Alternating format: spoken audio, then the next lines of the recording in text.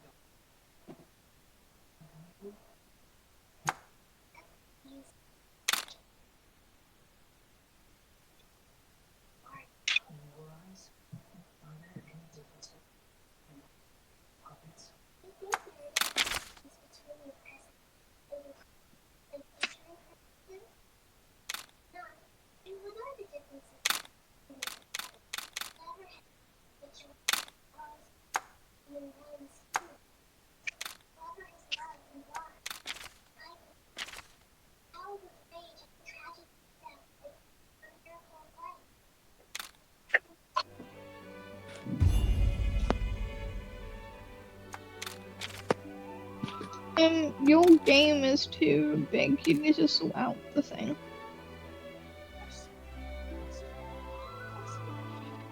It's like cut off in the stream thing.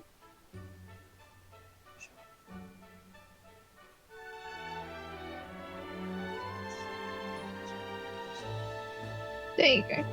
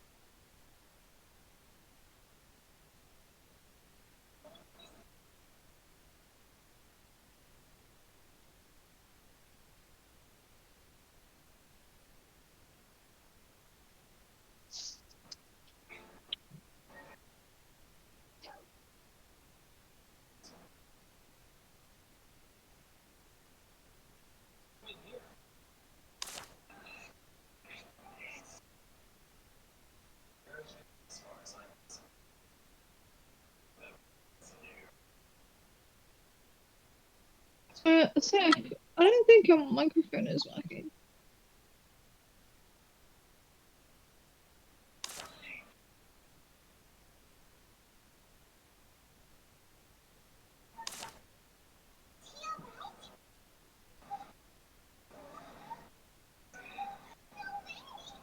Oh, not this crap again.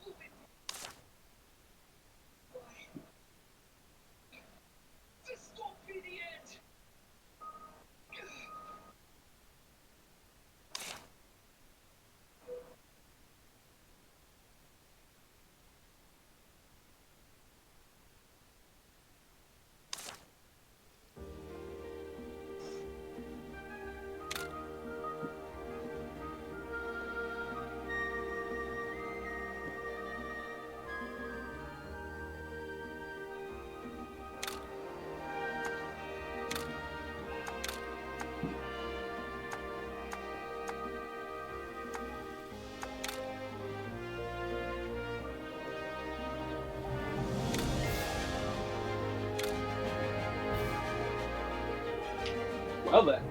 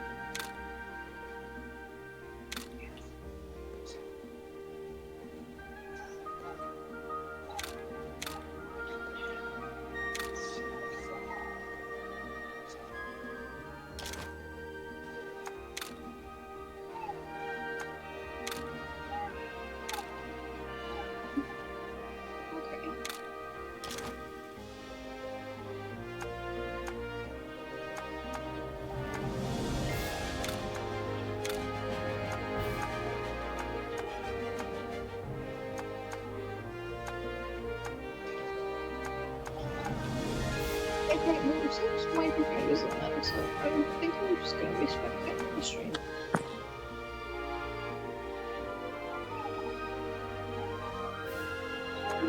What can I start these gonna choose? We did a bunch of colours.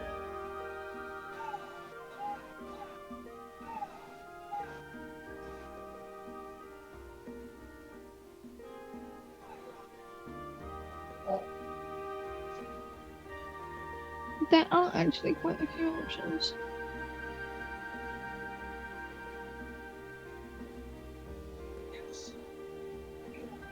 I have been messaged on Discord.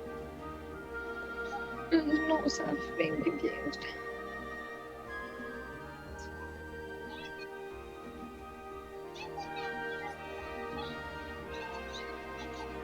What is he doing?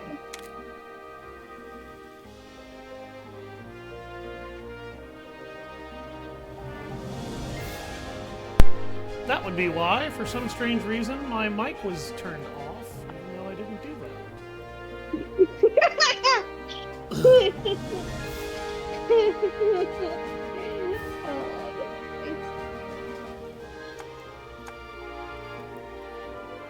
Monty Python's Flying Circus. I'm glad Rev got the reference. Did you not see the chat or hear me or anything? I couldn't see the chat at the time because I have this running through my PC. And I have to run it a slightly different way to run it through my PC. Oh, okay.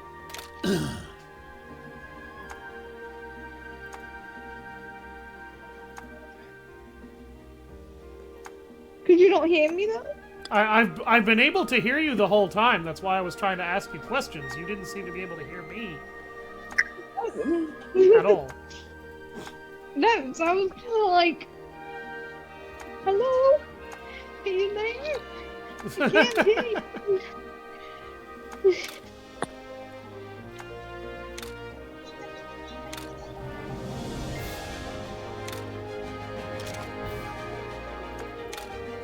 My god, that eye color looks so weird with the heterochromic model.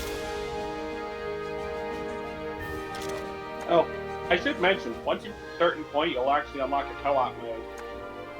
The game has already spoiled that, Fox, if you were not paying attention, and apparently you were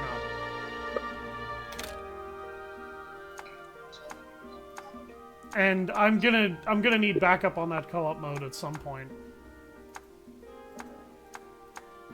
Well, I'll be happy to help when you reach it. What are you playing it on, by the way? Playing it on Steam. Ah, then I won't be able to help you.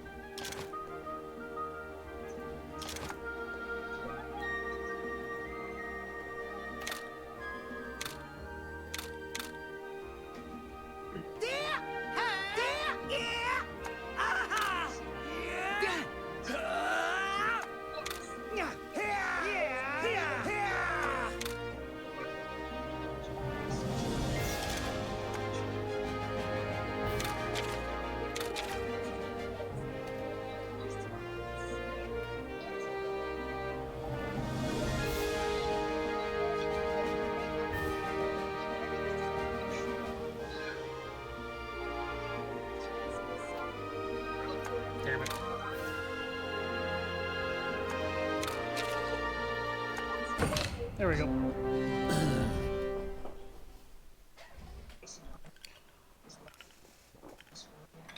Oh.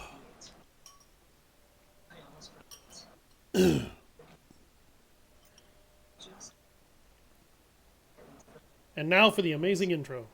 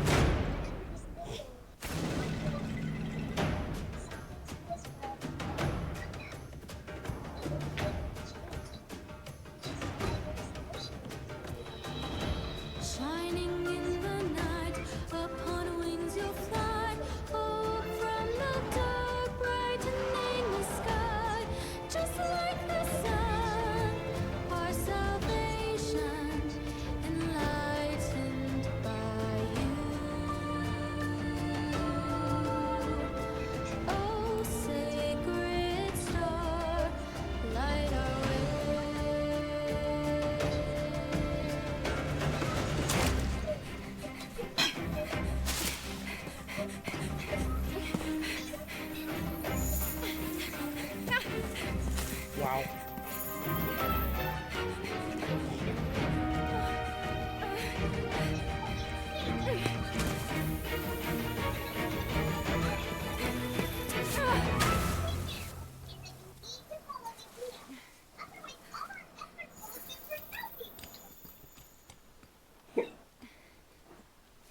Hurry.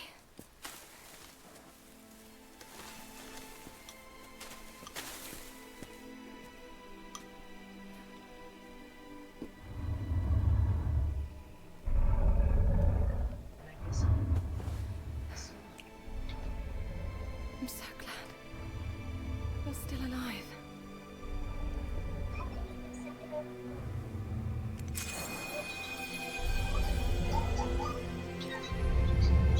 What the fuck?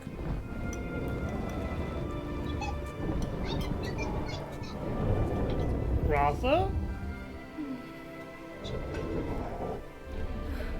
I thought I'd never see you again.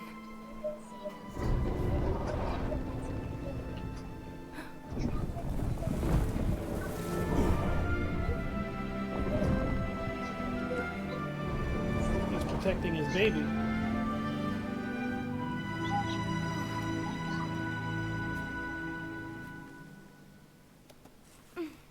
For anybody wondering, that is a Rathalos. That is most definitely a he.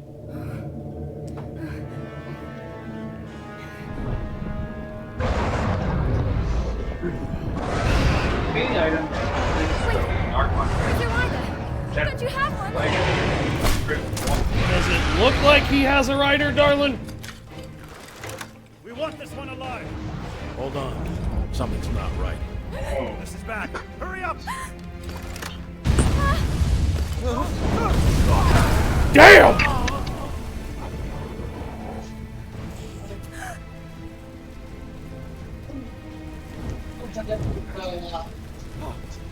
Catch that with your face. That's what you get for fucking with a dragon, I'm sorry!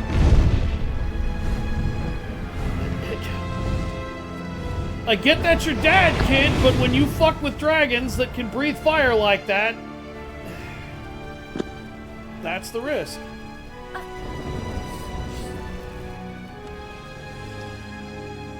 So what weapons you rolling with? Yeah, no, I'm sorry. If you roll up on a Rathalos and you have the dumbassery to stand still while you're dealing with a dragon that favors flight, mobility, and fire attacks at range, you are an idiot and you deserve what you get. I have no sympathy for those idiots. What is this?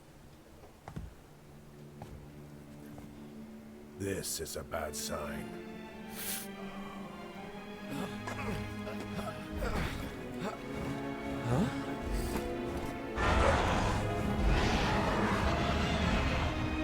Okay, Rathalos do not normally do that. That's a little worrying. What? That's more than a What's little happening? worrying. It's like they're making a mass exodus.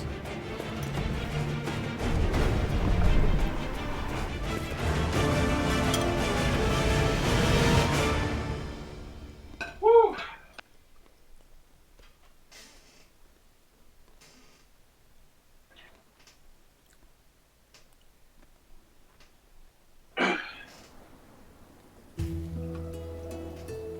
God, swallowing nose is Mahana my character's Village.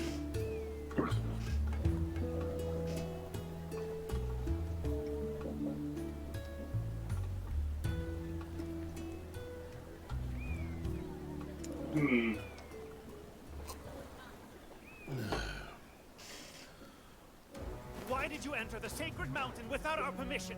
Why? A dangerous Rathalos lives there. Don't you think you should have mentioned that? What do you mean, dangerous? The Rathalos that inhabits the sacred mountain is Guardian Ratha. He protects this island. Huh? The people it injured might say otherwise. You shot at him! That's because you raised your weapons at him. He's going to retaliate, you idiot! He's an animal! Unarmed? This is a rider's island. Brandishing weapons at Guardian Ratha is an unforgivable act.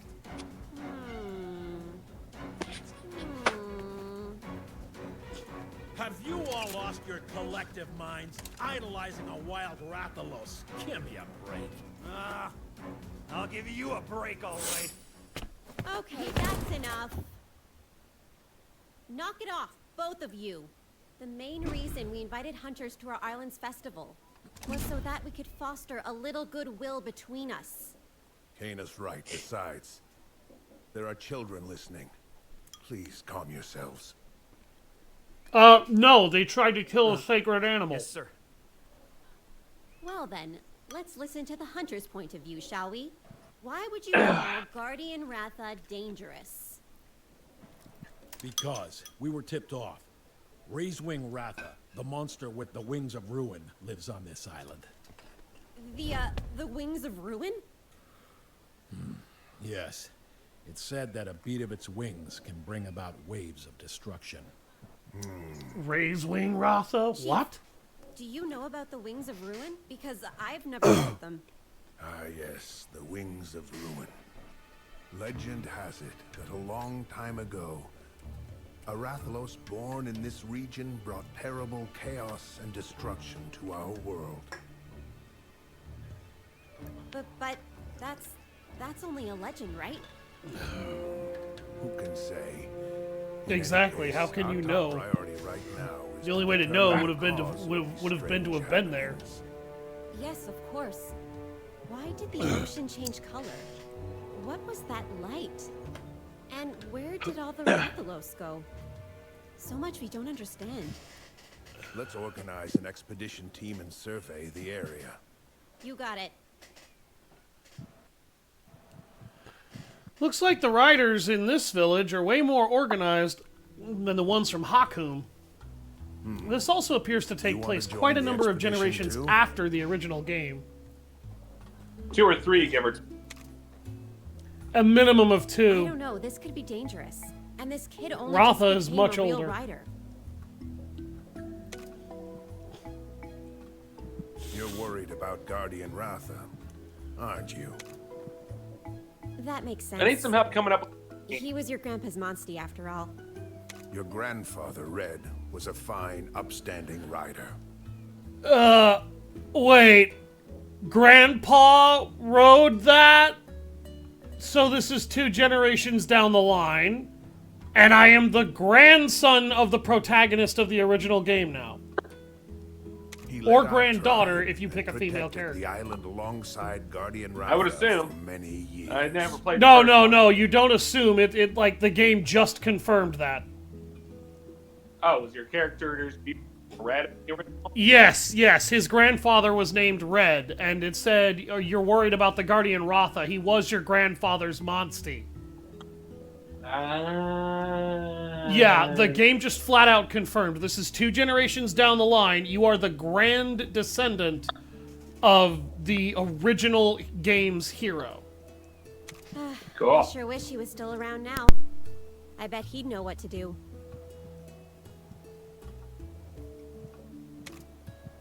You'll join the team. Chief Gara, are you sure about this? It's a big job to dump on a rookie's shoulders. Not to worry, Kana. You'll go together. Kana can guide you. Use the experience to learn what you're capable of, and what you must do as a rider. Sure, Kana's pretty hot, and she seems to have something of a level head on her shoulders. Why not? That'll make an excellent teacher. I mean, what? The first game I'll isn't be a connected to teacher? this? No. Yes, it is. The game just did that. Rev, that was literally confirmed dialogue. Something wrong? Yeah, I need some help coming up No way. for character. It sounds kind of cool, actually. Coming up with a name for a If that's character? what you want, Chief, I'm all for it. Yeah.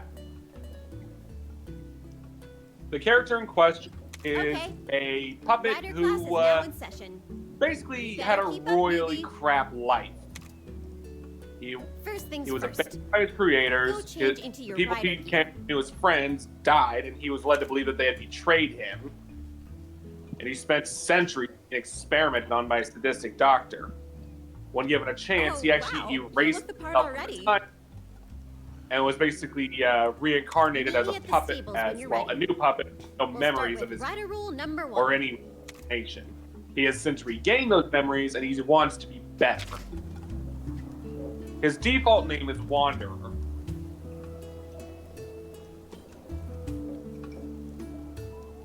He's taken up the job of essentially being the assistant to the God of Wisdom now.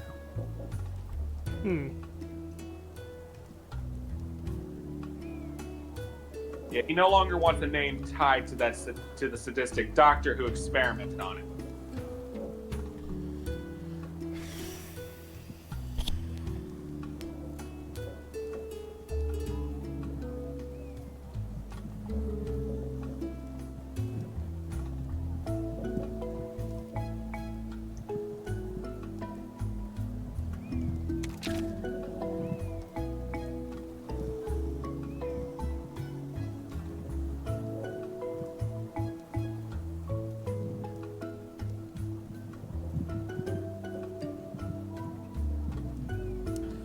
Descendant of the legendary rider named Red. Okay.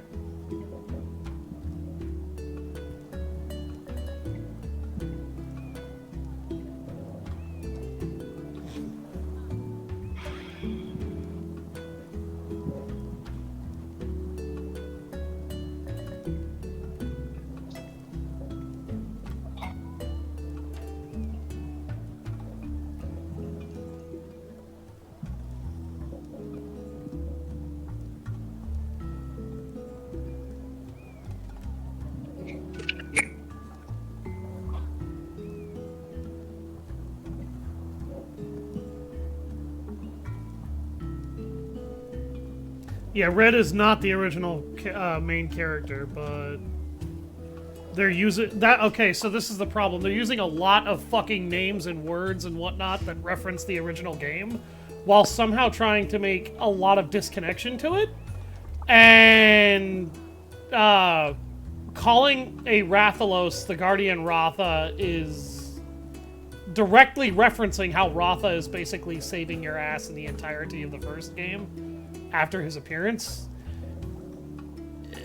that's intention. That seems to be done intentionally confusing. It takes place a few years after the first game. Okay.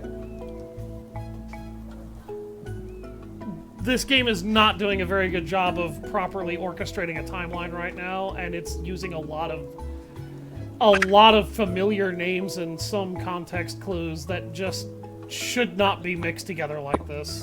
I'll just say it that way. Use WASD and to move, and the arrow keys to control the camera. Orange marker shows where you need to go. F allows you to talk to characters with speech bubbles above their heads. Characters with red ones advance the story. Those with exclamation marks offer subquests. Current quest objectives are displayed in the upper right center of the screen. Objectives will be checked off the list when they're completed. Progress can be saved at the bed in your house or any catavan stand. All other monsters don't have good placements in timeline. Most Monster Hunter games are not very connected to one another either, is the thing.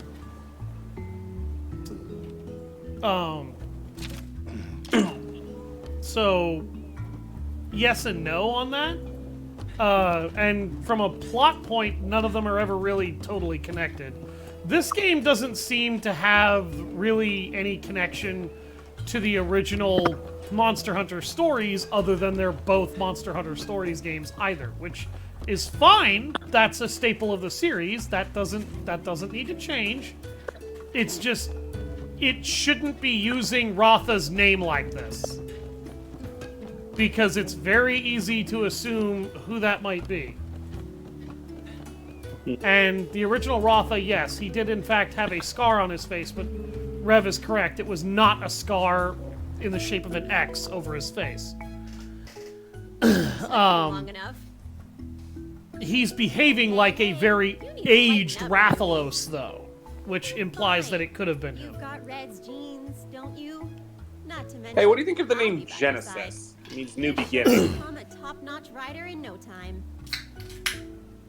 Yeah, that's the spirit. Totally new start. Let's That get wouldn't be started. bad. Rider rule number 1. Let's see. Riders form bonds There's with Phoenix. monsters, and they in turn become our monsties. Which Arata. reminds me, you still don't have a monster, Ankur. right? Then the first step is to go out and hunt for an egg that'll hatch one. Genesis is You fine. can use one of my Fox. monsties during your search. This here is Ronmar. He's a bit wild, but once you get the hang of riding him, he won't lead you astray. So what, the game is just handing me my Velocidrome as opposed to having me hatch it? You know, newbie, seeing you takes me back At first I was to thinking of the just time letting when him I stay first rode Wanderer, but Monstie. he's not really a Wanderer anymore. Anyway, enough about me. There's something very important I need to tell you. Monsties are like an extension of our bodies, you know? They take us I see the wherever we trend want of to go. female armor that's But not they're actually not to be armor manipulated. continues in this game, because They're she's living basically creatures. wearing You could a even say they're our best friends. slightly And leatherized we need to care bikini them. for And always protection. remember to show your gratitude. To be fair, your starting Okay. outfit ain't gonna be much As better. long as you understand that, You're set. tribal. Yes, but my starting outfit is actually Rider's notes. fairly more In it, practical you than can find hers for helpful travel, info about particularly monsters when and you all have the to be rider riding. fundamentals. Try opening the menu to read all of your notes. For Now one, that I we've got actually that have full settled, and it's proper time to chest go protection. egg hunting. I can't wait to get started. The only thing she's protecting are her breasts.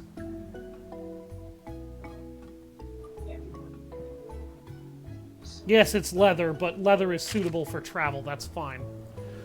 Press escape to open the camp menu and access items, maps, field guides, more, and more. The more of this menu's functions will be unlocked as you progress through the game. Rider's notes contain hints and useful information. Access them from the camp menu if you're ever unsure of how things work.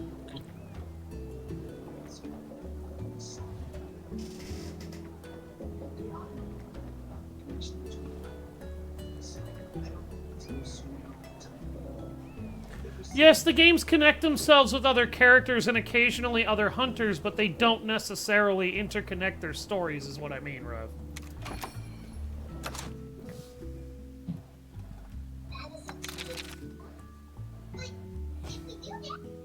Equipment from the camp menu to arrange weapons, armor, and talismans. Equipping different gear can improve your attack or defense or allow you to use different skills.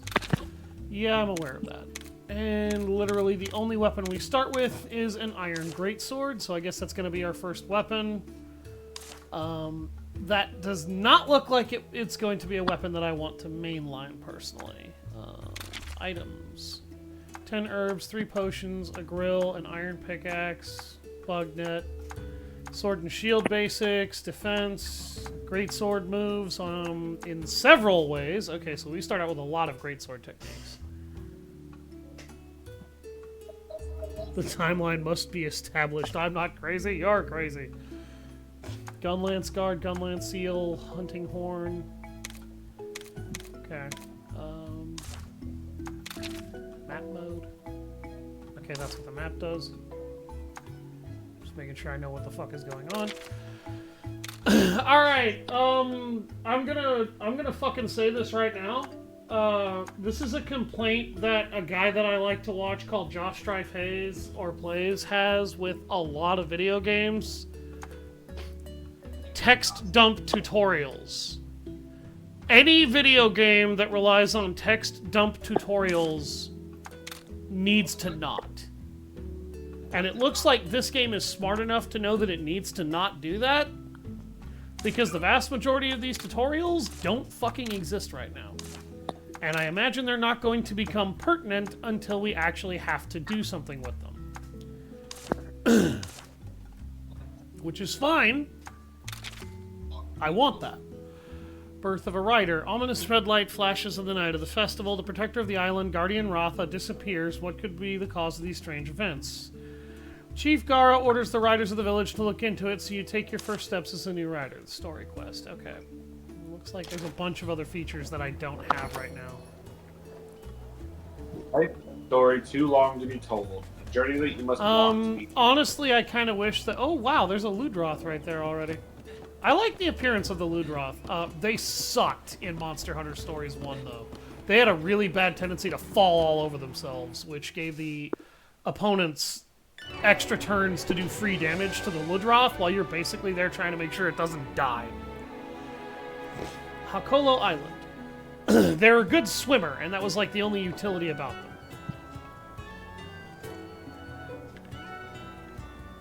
them. Beyond that, they were a terrible monster objectively.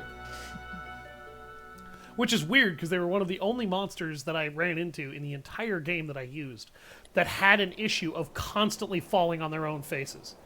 There's a monster den in South Kamuna Forest, and that's where we're headed.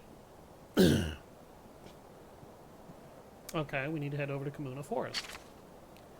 Approach your Monstie and press R to mount it. Press it again to dismount. You can also use R to whistle for it when it's not near you. If you whistle while running, you'll jump right on. Really? Again, I don't like that the game is basically just giving me a Velocidrome instead of letting me hatch one. The game was nice enough to let you hatch your very first monster and name it in the first game. That's a much better way of endearing the monster to the player. I don't like this. See those monsters outside the den? Fighting our way past them will be a good way to warm up. You want me to fight Aptonoths? These things are harmless herbivores. You're a psychopath, woman. Well, I'm pretty sure she'd rather you train yourself on them rather than throwing you at a fucking Anjanath for your first fight. Wouldn't you agree? I don't want to fight an Anjanath, but there's some Velociprey out here that would make good training. Yes, they're dangerous, but, I mean, that's kind of the point. They're weaker monsters. Now you have to... Okay. Stop thinking of it as a game for a second. You imagine you're trading a new rookie And now it's rider. pigeonholing me into using power attacks. When you and your opponent target each other directly, you enter what's known as a head-to-head. My television decided to pick that moment to fall. Great, now I have to fix my fucking Lego Darth Vader headpiece that decided to fall too. There are 3 attack types. Power beats technical, technical beats speed, speed beats power. Try to remember that. It's really funny how several different games completely swap that triangle around. No, they don't. That's usually how it works in most of them. In Dragon Ball Z Fusions, it's actually the other way around. Speed beats technical, technical beats power, power beats speed. Well, I would say Dragon Ball Z Fusions need some assistance in more ways than one. Well, here's how I see it. With a technical skill, you're trying to be a bit more You're basically trying to be smarter about it. Speed can rush you down before you can finish really planning your attack out. Technical overwhelms power because technical thinks its way around power, and power just can completely buff out speed. Power. Here's the problem with that particular way of thinking, though. Already, power does not buff out speed at all. You can use all the power in the world, but if you can't hit it because it's moving too fucking fast, you're not gonna swing. You're gonna die before you swing. Or you're gonna die when you swing, miss, and your opponent's moving so fast that they strike you while you're trying to recover. So, from a power standpoint, no. Power does not buff out speed in a logical standpoint at all. That's why that doesn't make any sense. Technicality beating speed, your opponent is rushing you. Being smart about an opponent rushing you actually makes more sense than trying to be more powerful. Why? Simple. If your power is exercised in any way other than resisting the charge, you are dead. If you're smart, you can exercise an attack at the right moment when they charge you and break them down. That not only ruins their rush, it shatters their offense. Trying to be smart and waiting for the appropriate moment can help you against power, sure. But if you don't have the strength or the speed to dodge it and evade it, and then land your own blow, you're still gonna fall on your face and die. So there's a problem with that line of thought already. Well, there's also the triangle theory of boxing to back me up.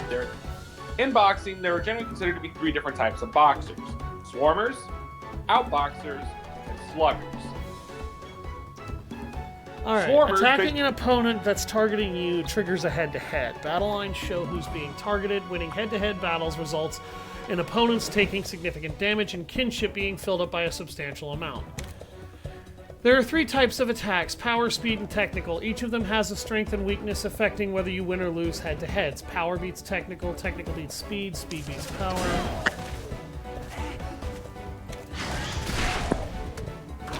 Yeah, I didn't want to use a power attack against this enemy because that's what Aptonoth's favor. See the battle line, it shows you the monster's next target. Aptonoth tend to favor power attacks, don't you think? I wonder if we can use that knowledge to our advantage. Yeah, it's called using a speed attack, which is what I was trying to do a minute ago.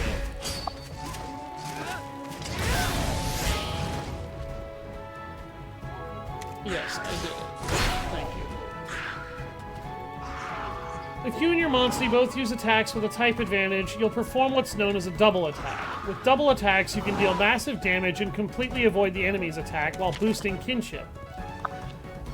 If you and your Monstie win a head-to-head by attacking the same opponent with the same attack type, it results in what's known as a double attack. These deal massive damage to the opponent, cancel their attack, and grant you a huge charge to the kinship gauge.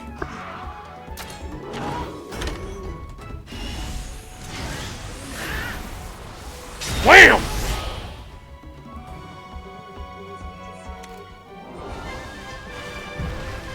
But, anyways, as I was saying, I'm also applying this. There's also the real-world triangle theory of boxing.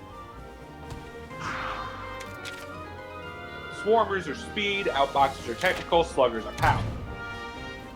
A slugger can quite literally tank a swarmer's blows and then just knock him out. You never want to be trading. You don't ever want to be trading blows in the pocket with a slugger. That's called letting your opponent exhaust themselves in a defensive posture and then taking them out. That, believe it or not, involves using your power in a technical way.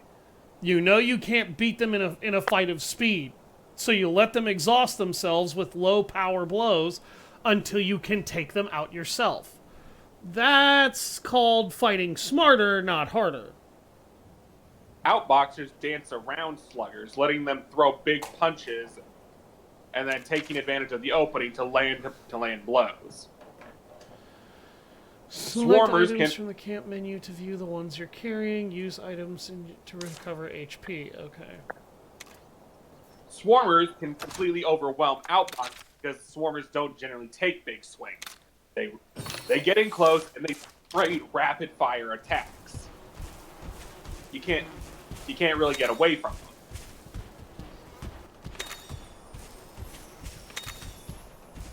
Yes, that's why power attackers who are built to be giant bruisers don't try to get away from attacks like that. What they try to do instead is They put their arms up and tank. they them let let their body do the tanking for them because they're built like brick shithouses. They can take the punishment.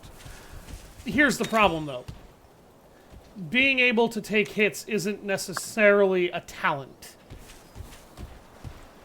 And boxing it is. someone who is smart enough to recognize that their speed might not be saving them is actually going to notice that their attacks probably aren't doing much. From there, it's about trying to find an opening and strike quickly at the weak point. Your arms aren't really a weak point unless you hit them in exactly the right place. Particularly in boxing when you can't, obviously, just break someone's fucking arm because grapples like that are illegal. Monsters are in the way. We gotta fight them off. Yeah, it's a monster den, darling. They're not just gonna let us steal the eggs.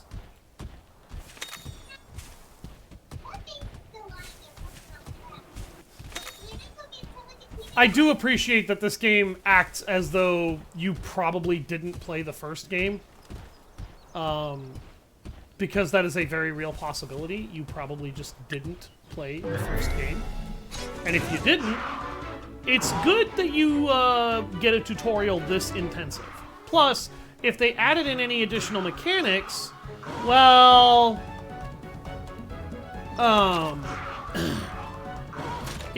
If they have additional mechanics, you can use tutorials like this to not only reteach people the basics that they haven't played in a while, but you can also use tutorials like this to teach people your new mechanical add-ons as well.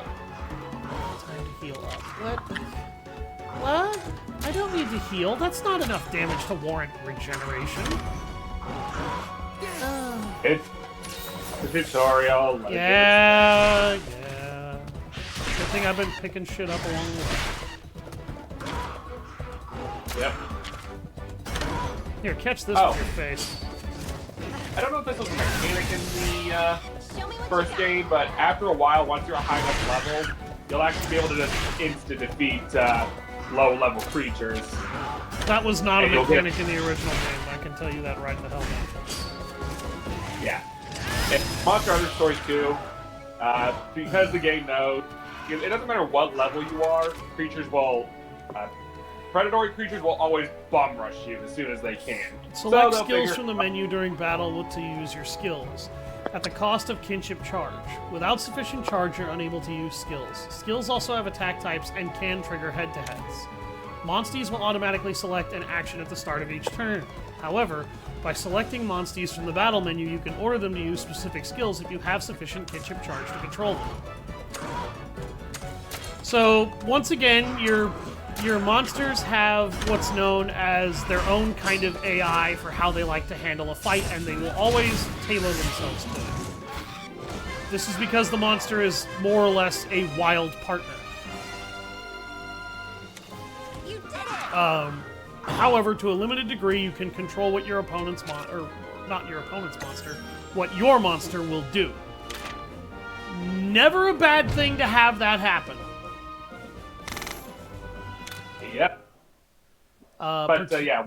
Particularly from a lore standpoint, because it means you don't have to control your monster until you need to. Sorry. But anyways, yeah, once you reach a certain point, you'll be able to instantly defeat lower level creatures because you can't just turn off the random encounter, or you won't always be able to escape a bum rushing creature. Yeah, predatory creatures are aggressive. Non-predatory creatures will run away from you. And I pretty much ignored non-predatory monsters unless I needed parts from them the instant I got the opportunity.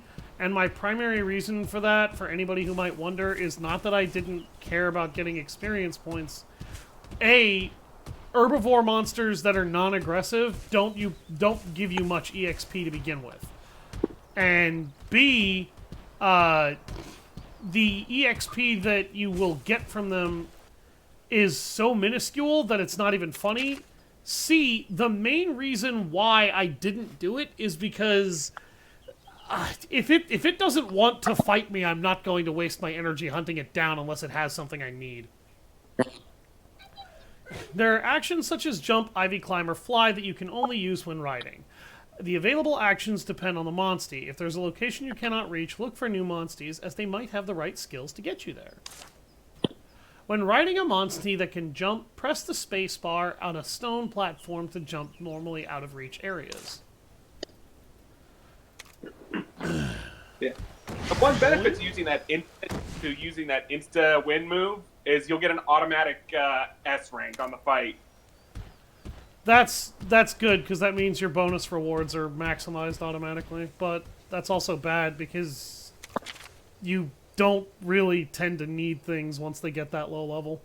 You can gather various items when you approach plants and nests, etc. by pressing F when an icon appears. What you collect depends on the area. Now, you can argue that this game is technically using text dump tutorials in this moment. Here's the trick, though. It brings up the text when it's relevant, tells you how to do it, and then immediately rewards you for doing it correctly by giving you something. It taught you how to fight, it rewarded you by showing you how fighting well actually works, and encourages you to those positive systems with actual experience at the task. In addition, when I needed to learn how to forage, the game taught me how to forage, and then I was immediately rewarded with healing herbs, which are always useful, regardless as to how late in the game you get, because why? I'll tell you why. You can always craft them into something better than a standard herb. So, very, very nice to have all of that integrated into a tutorial section.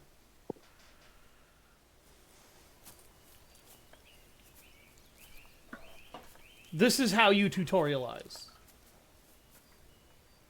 Yep. And on the bright side, the tutorial doesn't take 3 hours like some games. No, it doesn't.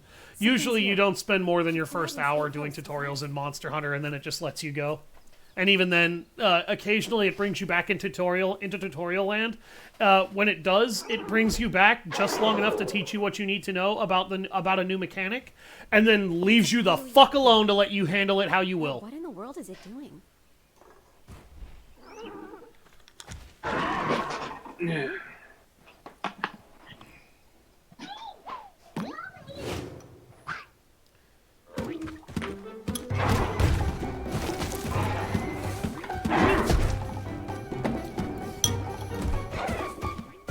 Is that a fucking Yoshi egg?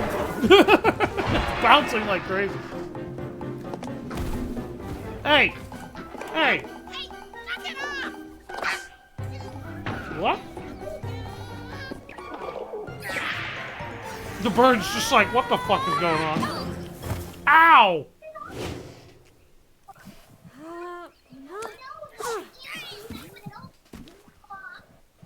There's a palico underneath that egg.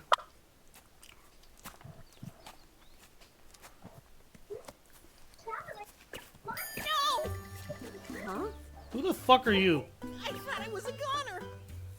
I was taking a cat nap when all of a sudden I got attacked. What exactly are you? You look like a feline, but somehow different. Oh no. With my whip beyond compare and unparalleled flair, you're absolutely No, no, no! I don't want this asshole to return. He's I'm the annoying. feline hero. That's right. I'm Nabiru. Nabiru? You obnoxiously Never poorly heard of written any asshole. feline hero. Look out! It's back! Persistent Kulu, that's me! Hey, buddy, you're a rider, right? Huh? How about you take care of this bumbling bird? No way. This kid's still a rookie. Don't worry. I'll be right here to lend a helping paw. That helping paw will be you yelling in my ear the whole time while I do all the fucking work, won't it? Looks like it's time to ride on. He will more than give you credit where credit is due. Don't worry.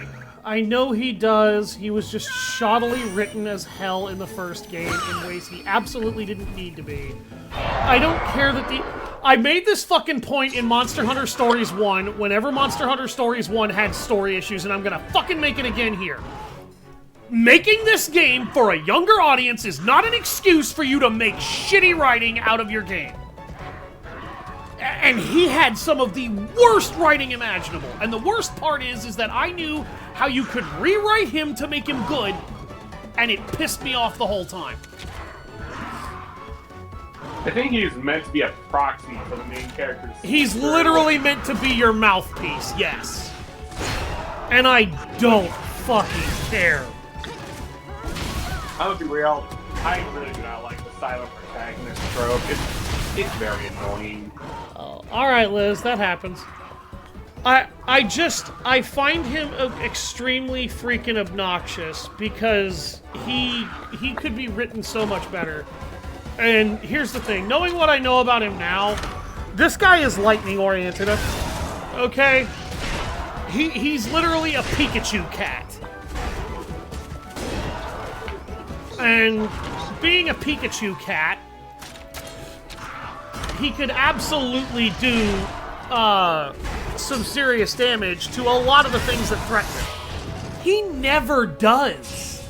The only time he ever uses his electrical abilities is in instances of plot and cutscene material. And I have seen Palicos fight without,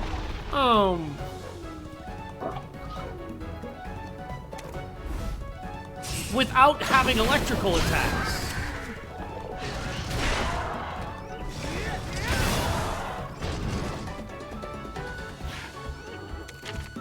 Oh, great. The game just gave me a hammer. Weapon. In the middle of a battle, select skills, switch weapons. I wish the game could have given me a weapon that I actually like, but whatever. To be fair, Hunter, the hammer is probably one of the better weapons. It's easily one of the better ones. I would have preferred a hunting horn, because hunting horns have utility. Hammers are ideal in this case for smashing rocks, because it is a big, heavy metal blunt object, and of course, metal hammers smash through blunt objects. Anybody who's ever picked up a sledgehammer and used it, you'll know that. Physiology of large monsters may differ, which affects how effective slash, blunt, or pierce weapons are against them. You can equip 3 different weapons to switch between in battle. Toggle weapons using Z or from skills and in the battle menu. Try attacking with different weapons to find out which weapon type is effective against a monster's physiology. Completely drain a monster parts gauge to break it. You can receive dropped items for breaking parts at the end of the battle. Breaking parts may knock down a monster or prevent it from using certain skills. In almost any instance back in the original Monster Hunter, when you broke a monster part, you actually deprived the monster in many cases of additional attacks. What? Try attacking a body part with different weapons when you find a weapon using against a certain part. Okay. In many cases, it would prevent a monster from being able to use multi-attack, special attacks, breath weapons. Predominantly, though, it would help you with dealing with monsters that loved to abuse multi-attack. When I played the last game and the game did a lot of multi-attacking, they had a bad tendency to really fuck you up with multi-attack damage because the rider was just really weak and could not take a shitload of punishment. And that was with good armor most of the time. Kinship gauge is maxed out. Time to ride. Riding makes your bond stronger, but be careful. You get knocked off if you lose too much in head-to-head. You can ride your Monstie once your kinship gauge is filled up. Riding recovers the Monstie's health by an amount equal to the rider's health. and fully restores the HP for the rider. It also boosts attack and defense. Items are usable when riding as well. Powerful kinship skills can only be used when riding. Winning a head-to-head while riding raises the kinship level, making kinship skills even stronger. You will automatically dismount after using a kinship skill. If your HP drops to 0 or you lose a head-to-head twice, you get knocked off the monstie, but you won't lose any hearts. Using a kinship skill simultaneously with a battle buddy results in a powerful double kinship skill that hits all opponents. So the game is now really trying to emphasize that co-op and teamwork can allow you to do some serious damage. Yep. I like what I'm seeing already. This'll put you out of commission. Much like in any good Monster Hunter game, cohesion is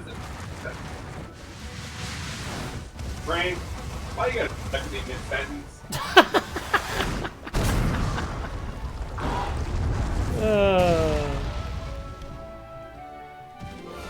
God damn, that was a hell of a critical. Kuyaku. You smashed it. Yay! We're back to the fucking paw claw puns. Kuliaku, the dodo bird. Yep. Also one of the monsters spark. So there's that. Yeah, it's literally a dodo bird. Did it, buddy? Boy, was my heart thumping. But you did great, newbie. Looks like you've got your grandpa's skills. No, I've just played the previous game before. This famous feline knows talent when he sees it. This is the start of something epic, I tell you. You know what they think From here on ADHD out, stands for? we're gonna Attention be Deficit fighters. Hey Donut! And I'll do it all. Where the hell is your old partner, you ass? Although, if you really want to thank me, Who, the Palico? Yes. I wouldn't say no to a couple of donuts. Take a guess. You know, you could just ask for something to eat if you're hungry. Yeah, we did just kill a few monsters. We could totally skim them. Who said I was monster munchies? Ball's not like other felines, huh? But hey, you got an egg out of the deal. Want to head home? So where's my Monster Hunter Stories game that lets me fight alongside a Palico, Palamute, and a monster like an RPG team? Eat my ass if you don't like that idea. It's awesome. The moral of the story is it would be awesome. Particularly when the Palico starts jumping around inside of its own little balloon cannon. Like it does in Wilds. Let's go hatch your egg. Okay.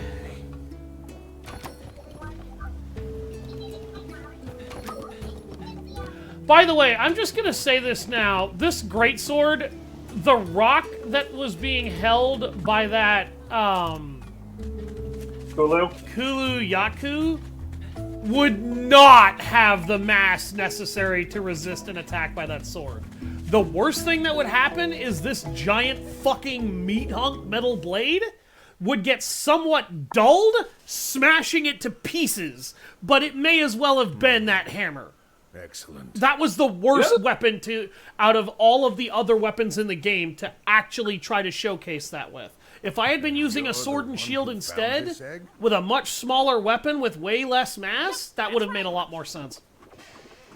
I can tell And hell, a if good you'd, egg just by the if you'd smell. used the hammer, I that see. rock would not have been an Just issue. as Kana said. Well, I did you use the are hammer, and the our rock still feline. wasn't an issue. You Yeah. clearly know quality when you see it. It's a very fine egg, I'd say. I still do not understand why you need a Hatch a great sharpened little hammer monster in from Monster it. Hunter. I wonder what kind of monster it'll be. Game I balancing. can't wait to find out. That's pretty much the stand in only front of it. reason.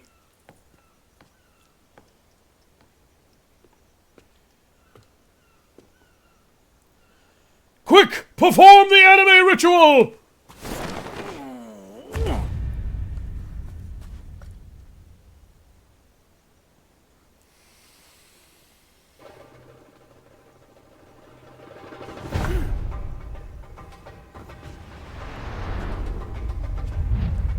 I'm a bad person, I'm sorry. Wait, What's he no I'm doing? not. It's the ceremonial dance of our people. I mean, you are, They but perform there are it to worse bring people luck out to there. No, our I'm voyage, definitely a bad or to person, pray but I'm that a not strong sorry. and healthy monster will hatch from an egg. Whoa! Awesome moves!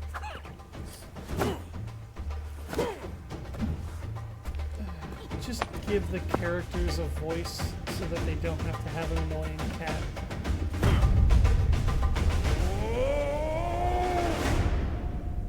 Admittedly, that would be more costly. Ready? Now hold up your kinship stone. It will link your heart with your monstie. If it and help helps, hatch. you will probably like him a bit more in this game. I didn't really I would- hate Naviru so much as how fucking obnoxious he sometimes got, Believe in largely due to yourself. his writing. You It wasn't can do even this. him, it was just his writing. His writing was so fucking bad. It came right out of a children's fable, and I hated that. And it wasn't even it wasn't even good children's fable writing. I have read books that have good child fable writing. Don't get me fucking wrong. I'll look at it this way. You know I didn't play the first game, and apparently it sounds like I was not wrong to not play it. But when I first saw him, I was expecting something along the lines of frickin' Tatsu from Xenoblade Chronicles X. That annoying little shit can go throw himself off a cliff. His writing's terrible, but it's terrible because it's stupid, not because it's actually, like, it makes it... His writing doesn't make him a bad person or anything.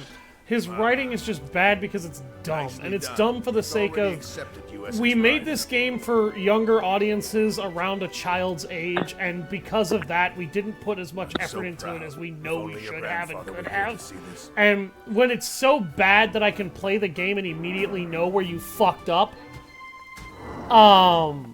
sorry, What you doing, Ronmar? but You want to stay with the rookie? you know better than that shit. Seriously? And after everything I've done for you? Ronmar's just being honest with his feelings. Perhaps if you were gentler with him, maybe.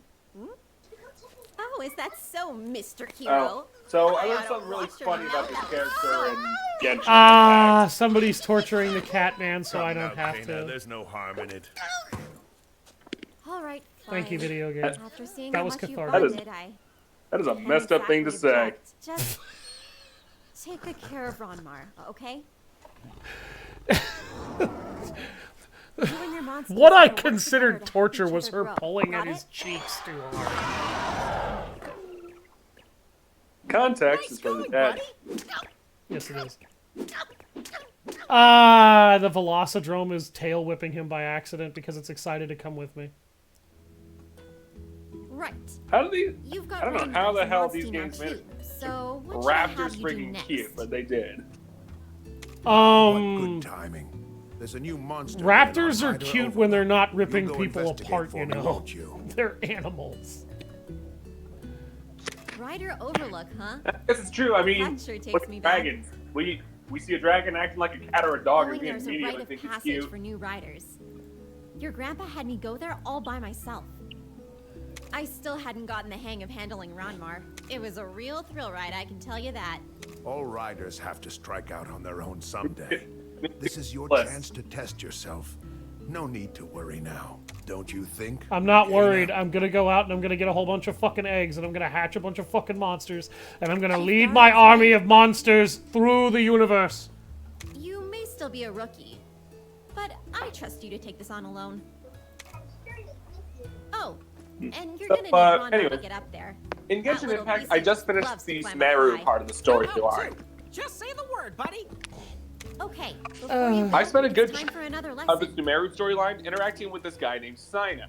The He next is essential for essentially being a rider the is top combining. inquisitor of the You can academia. make lots of items to help in the field or It during is his battle. job to pursue and hunt The down next criminals. essential for being a writer is combining. Okay, honey. If you say something that's stupid again, I'm gonna slap you so hard you fly off over that hut and fall into the fucking ocean behind you. That's not an essential for being a writer. That's an essential for being a survivor, is learning how to mix shit. Why? Because that's typically a hunter trait, too. And the worst part is Kana, I really liked you until you said that. Now, I understand that they're trying to tutorialize combining items into this. That particular way of saying it is not how you do it. This is not an essential for writers.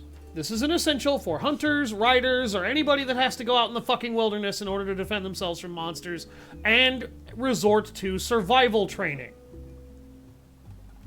Just select Combine from the camp menu and mix several items together to create something new.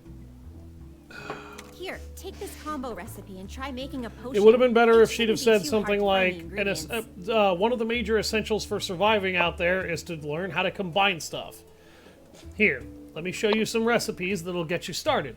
You're gonna have to find the rest or figure them out for yourself, though. You're gonna need to know about the quest board too. So meet me there when you're ready for your next lesson. Yeah, the quest board, because of course quest boards. That's The only thing about that annoyed the fuck out of me.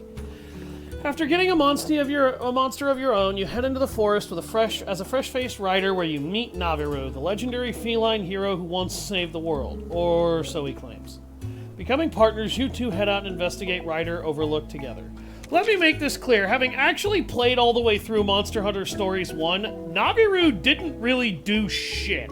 Naviru was along for the ride. The only thing Naviru does that's of any importance happens in Menelger's lab. And I'll be honest with you, if the game allowed me to use my monster collection in canon during story moments, I didn't even need him to do that. I could have done that myself. He had his own little character arc, to be fair, which was poorly written, but did not do him particular disservice, specifically, so much as how it was done. And I'll be honest with you, I don't care. I wish they had gotten some other talking feline to be my mouthpiece for this game. The excessiveness to which he tries to credit himself with the work of assisting the player when all he does is give obvious directions is obnoxious to me. Visit the stables to manage your monsties and eggs. You can hatch eggs or change party members here. A yellow speech bubble will appear over the stable paw when you have an egg. Hatch eggs you have found to get new monsters. You'll be able to name them after hatching. If you want to change the name later, you can do so from the Manage Monsters menu. Select monsters to add to your party and take along on adventures. Monsters in your party gain experience points when you complete quests or win battles. Yeah, just like me, and just like our first monster had been doing. If you were paying attention during the tutorial moments, you will have noticed the Velocidrome that you start with, Ronmar, leveled up when you did. Welcome. I appreciate that it takes the time to tell you that, but go to the armory and smithy to buy, forge, or upgrade equipment. Forging requires materials and costs fees. The more materials you collect, the more forging options you have.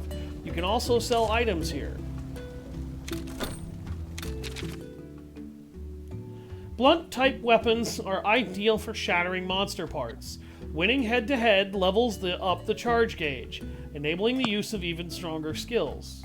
It also comes with skills that are especially effective against opponents afflicted with abnormal status. The Kulu Beak is a hammer. Hunting horns. Blunt-type weapons optimized for team support. Besides regular attacks, they come with a wide variety of skills for supporting the team. The skills available depend on the horn's melody. Okay.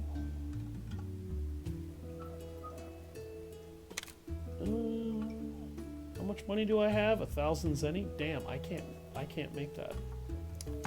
Kulu Arrow. A Pierce-type weapon is capable of inflicting normal statuses. Abnormal statuses. Use a charge skill for a higher chance of afflicting on your opponent with an abnormal status with your next attack. There's also a chance to follow up your attack with power shots. Available charge skills depend on the bow type. Rapid fire use high power single shot targets.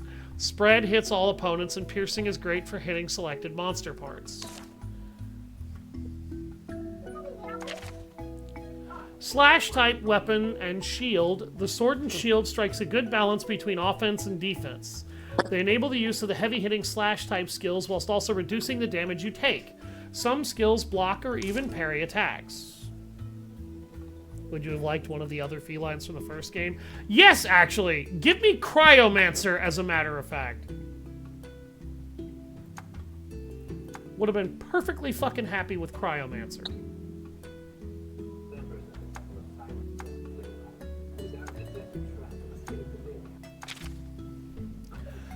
Gun lances are piercing-type weapons which fire shells. You get more ammo every turn, and winning a head-to-head earns extra ammo. The amount of ammo determines which skills can be activated. Use a skill to win a head-to-head for a big charge to the kinship gauge, but normal attacks won't fill the gauge. Max out the kinship gauge using Wyvern's Fire. This is a special skill that uses up the entire kinship charge, but deals extremely powerful damage and hits all opponents.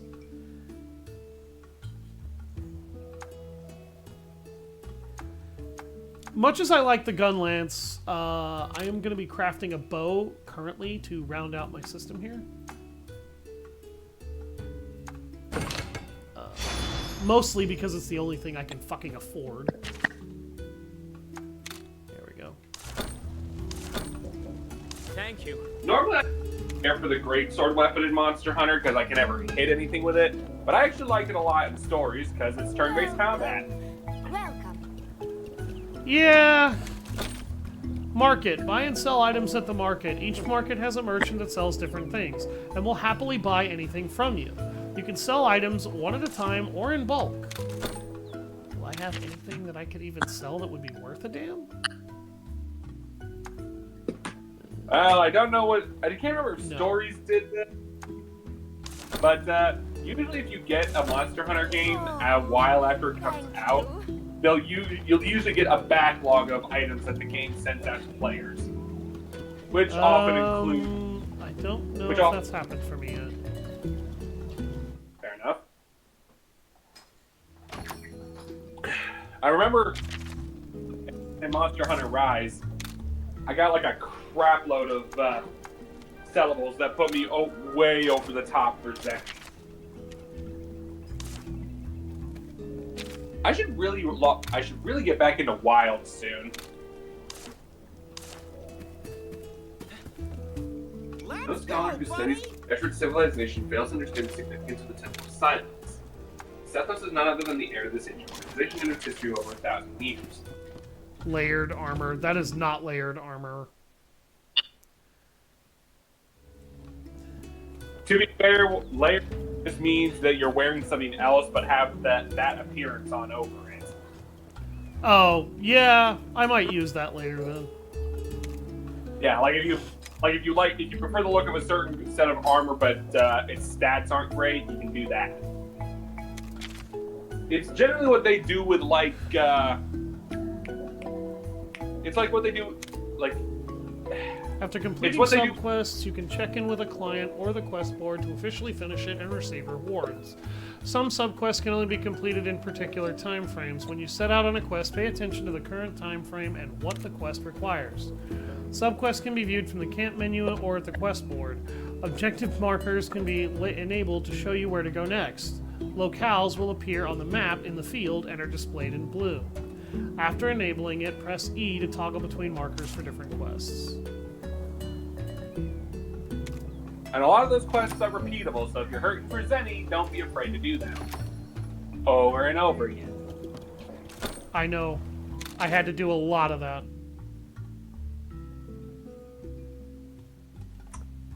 And honestly, if it's like for collecting certain items that you will likely be collecting a lot of just passively, all the better. Then you can just scoop up the quest and then immediately turn it in. Bada bing, bada boom. Yeah, I know. That's, again, something I had to do a lot of in the first Monster Hunter.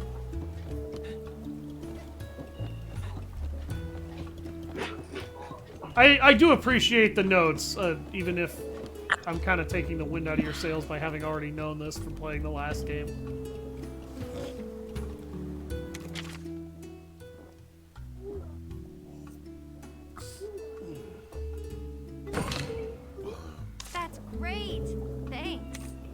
Layla, fantastical evening star. Yes, bugs gross me out, but I'm not afraid to kill them, lady. Layla Rakawahis can often be found sporting black eye bags and a groggy, sleepy expression. If your eye bags are black, you really need sleep. No, if your eye bags are black, you have an iron deficiency. That's it. That's course, literally what that means. If you get bags under your eyes and they're black, you have an iron deficiency. I'm not making that up. And I know that because in high school I knew a kid who had that problem. To be fair, an iron deficiency or exhaustion is also usually a sign of iron deficiency, so it doubles up. Yes, that's also true. It said that when she goes to sleep, I also named my Kulu Yaku Kulalula because fuck you. Let's head out at night because this kid needs some dusk shrooms. Come on, Ronmar. The sleepwalking, eccentric, heaven-sent thesis, human calculator, the one who climbs the wall of Samuel barehanded. Now I can actually run around and explore. Surprise, bitch! As such, though she has not been in the academia for very long, she's already the subject of a great many strange nicknames. Strange as those monikers may be, she is stranger still. Let's actually swap to the bow. I want to see what the bow looks like in this game in terms of its attacks.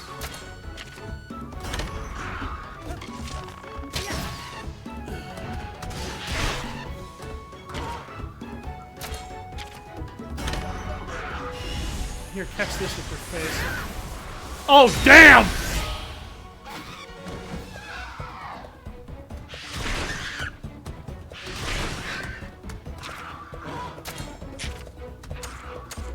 You guys are assholes.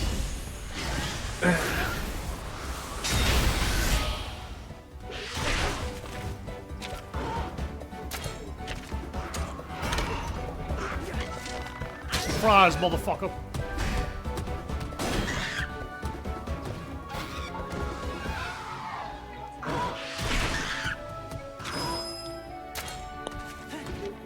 Ride him with my bow. That would be the hardest goddamn thing to do, by the way. Ride with a monster while shooting a bow and arrow.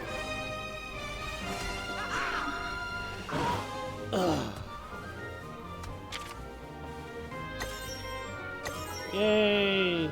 Hula Lula leveled up. I'm gonna enjoy annoying the living fuck out of everybody with that. Nice set of Velociprey scales.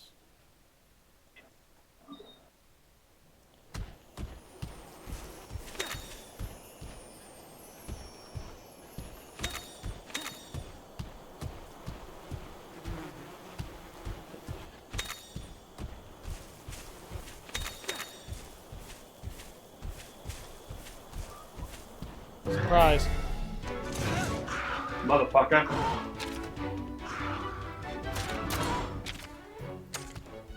One bitch, two bitch, three bitch, four bitch. My sword is gonna smack one. That must have hurt.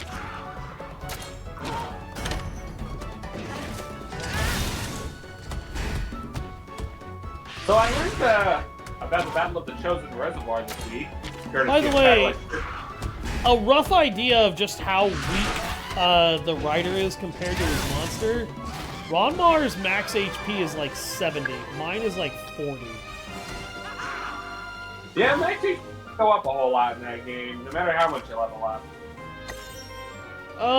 Your character gets much stronger. They just don't get as powerful as a monster tends to in terms of stat growth. Because monsters can't equip weapons and armor to alter their properties. You can. Yep. If you could get uber powerful, there wouldn't really be a point for your monster.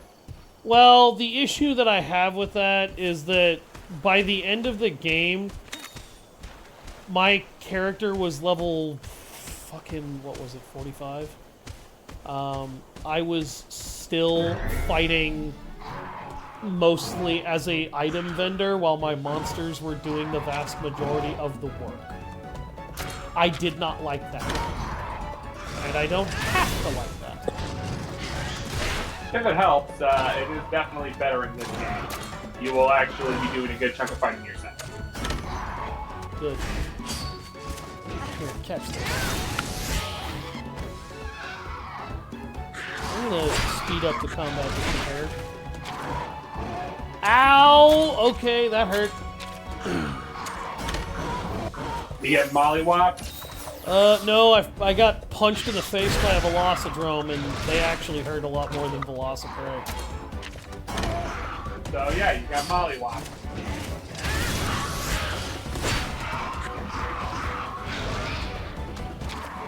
Oh, now he's pissed. Jesus, he does a lot of damage. Yeah, my max HP is 44. My Monsty's max HP is like fucking 80.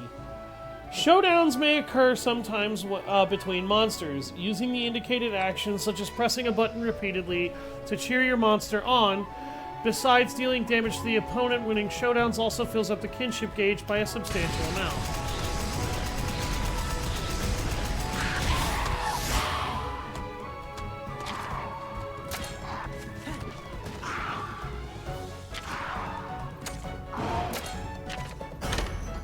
Oh shit. Ow! Oh, he really? Power attacks twice from a speed enemy game? Come on.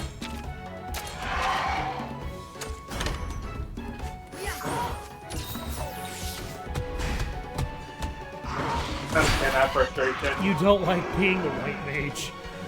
It's not that I have a problem being the quote-unquote white mage, Rev. It's that when I'm at the final boss fight, I should be doing more for my monster in a partner system than just throwing around items. That's not what happened. The vast majority of that fight, I did almost nothing except hurl around items. Technically, you're not even the white mage. You're the chemist. Yeah, you're not even a frickin' white mage at that point. You're a chemist or an alchemist.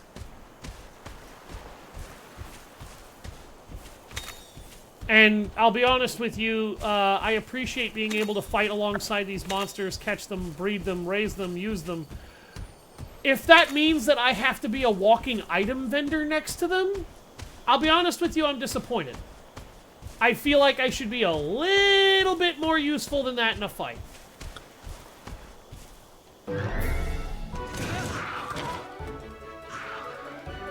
I really do. And I don't think that's an unreasonable request.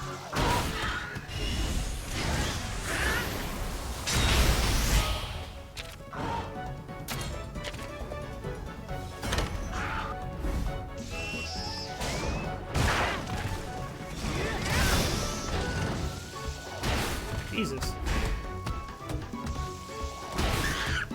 Jesus.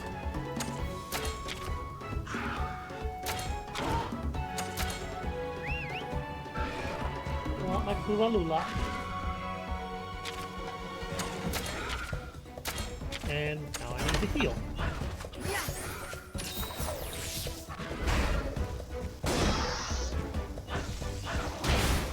Like, I've seen what hunters can do when hunters want to kick someone's ass. Oh, by the way, you wanna know what's gonna make you even more mad about Nabiru? What? There's another Calico in the game you will much rather prefer as your partner than him. Don't make me wish that I had killed Nabiru already. I won't spoil anything else.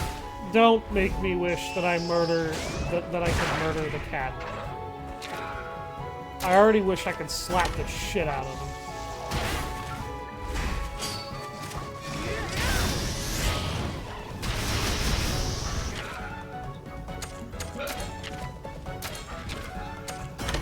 Why are Nahabras so damn powerful in this game? Jesus!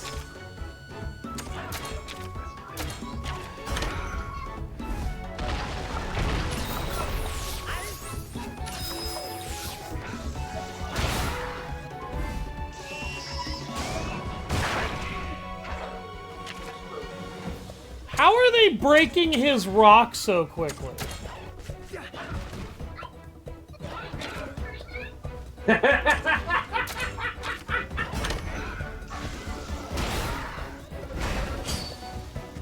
I feel like I can hear Marcus Phoenix from Gears of War 2 with his smartass response to Dom when Dom goes, "What the hell are locusts doing here?" "I don't know, Dom. You want to ask him?"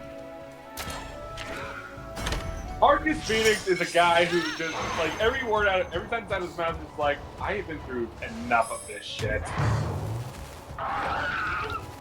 Like, he just exudes, I'm getting too old for this shit by game 2. You know what I mean? Literally, the special attack for the Kulu Yaku is turning an egg into a grenade. That's funny as hell. It's dumber than shit, but oh my god, is it funny. Here you go, Ronmar. I know you got fucked up in that last fight.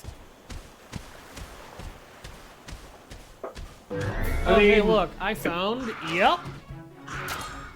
Is it worth your Velocidrome doing his best Liu Kang impression? His special attack? What? Oh, you haven't seen Ranmar's special attack? I've seen his special attack. Yeah, I said he does his best Liu Kang impression. Best Liu Kang impression. Well, that's actually not wrong. Oh, maybe that was the problem. Maybe I was... That was the problem! I was using the wrong fucking weapon. I'm an idiot. I just swapped to the hammer while beating the shit out of these Conchu because I very quickly figured out my sword wasn't working, and I'm like, oh god damn it. I've already fucked up. You had a blonde moment. Everyone gets them.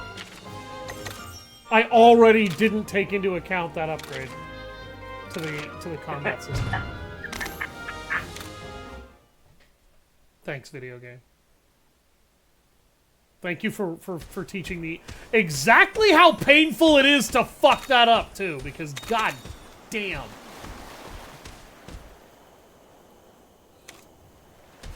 Been a while, have you been? I've heard the two of you are traveling to Sumeru. I happen to be in Port Ormos on a business. Boing, boing, boing. Then I've been stopping by Jafar Tavern for a drink or two every afternoon. I this letter successfully reaches you. Come to me then, you can catch one old time. We'll see it as a fated encounter. Your trusted buddy, Kai. I can already tell I'm gonna need to be a fucking loot whore in this game the same way that I needed to be one in the last game. Make sure that I'm pathologically running around and grabbing literally every goddamn item in existence, because if I don't, I'm gonna die. Some monster dens are out in the field while others are located inside caves. Investigating dens gets you monster eggs. Location of those cave entrances changes each time you go into the field. Once in a blue moon, a rare monster den may appear. Check out those dens to obtain rare eggs or eggs with rare genes. I was lucky as all fucking hell in my Monster Hunter Stories run and got, like, virtually every monster I could get in one outing in the very first area, including the rare ones. It was kind of dumb. Let's see how painfully unlucky I am here. By the way, I already like the upgrades to the aesthetics of the game in this one a lot. To be fair, the original one was a 3DS game, so it stands to reason it wouldn't quite look pretty. This is the game telling you how to combine shit. I'll go ahead and activate combine so you guys can see me do this. There we go, made some potions. Even though none of my characters and whatnot are actually healthy enough in terms of HP to warrant that. Also, I'm picking up a lot of blue mushrooms. I'm not picking up a lot of herbs. I'm not a fan of that. Please give me more herbs, game. You need your weed? Well, I can't make the healing stuffs without the weeds, man. You heard it here, folks. Leon is a weed addict. For shame. That's right, Savage Hound Dusk enjoys his pot. I don't actually smoke, for anybody wondering. Yeah, just takes the piss.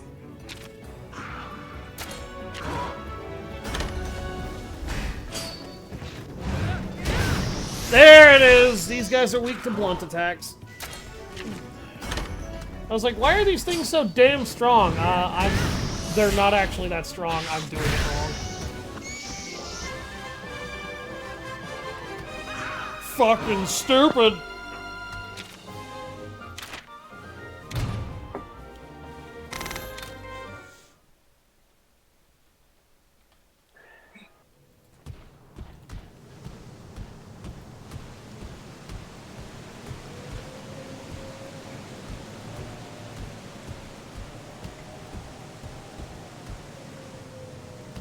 The howling wind is beyond creepy in here, by the way. Jesus, Kaya.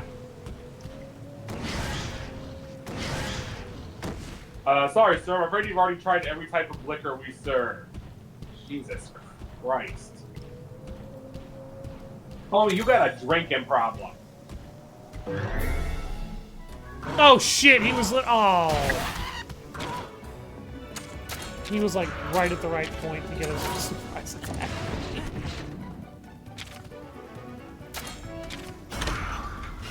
Let's go, bitch.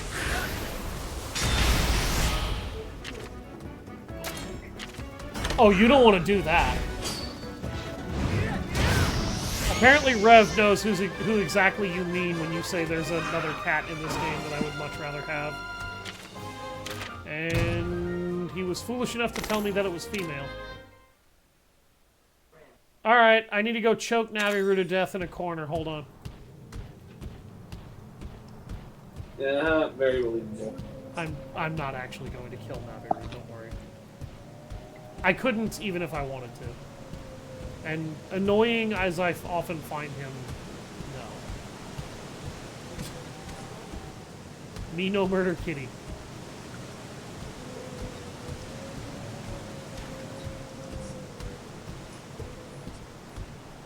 Boing.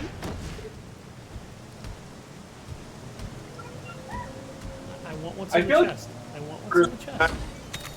Alcoholic beverages.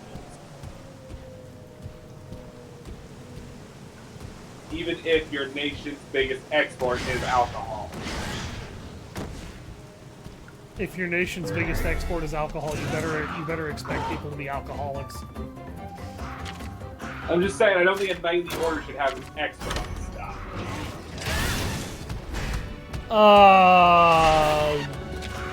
Okay.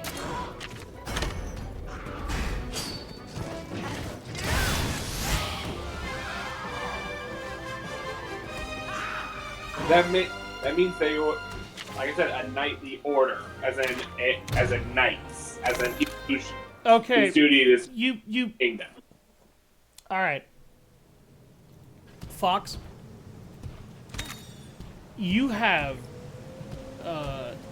no idea how hard it is to control soldiers who need to be able to decompress when you don't have alcoholic beverages or prostitutes. All right? Look, I'm just saying, drinking is one thing, but if you have an expert on the stuff, it's heavily that also kind of implies that they may potentially be full-on alcoholics. Yeah.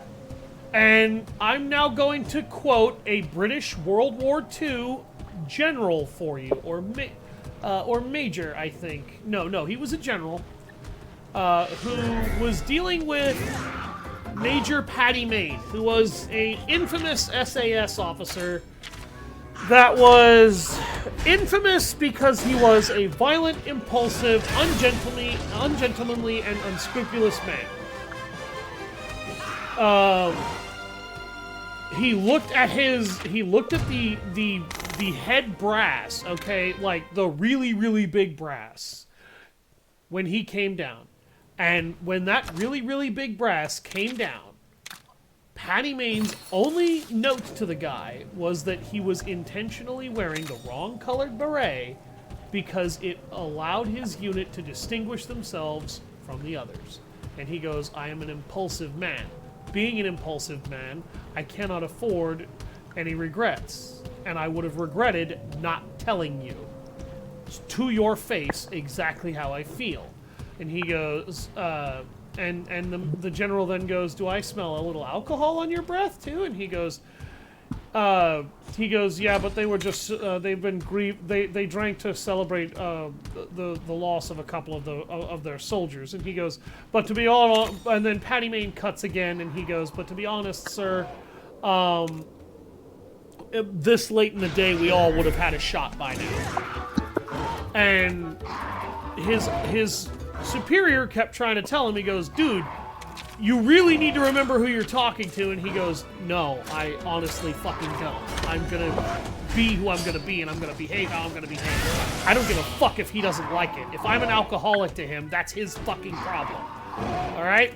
Now, the reason why I bring that up is because soldiers, security, knights. The only difference is where in the fucking world you come from, okay? They don't care what you think. And with a job as stressful as fighting to protect other people and risking their life on the daily, they need ways to decompress. That often means getting into fights, getting drunk, and finding ways to remove a lot of their pent-up aggression and rage. Typically what that means is drinking and whoring.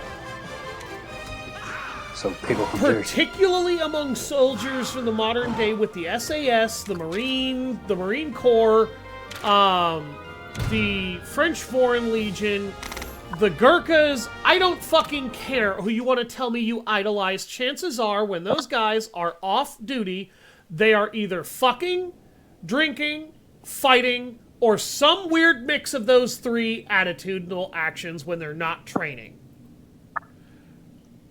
I sound like a dick, I'm sure. This is something that that a lot of them are very infamous for, regardless of the military branch.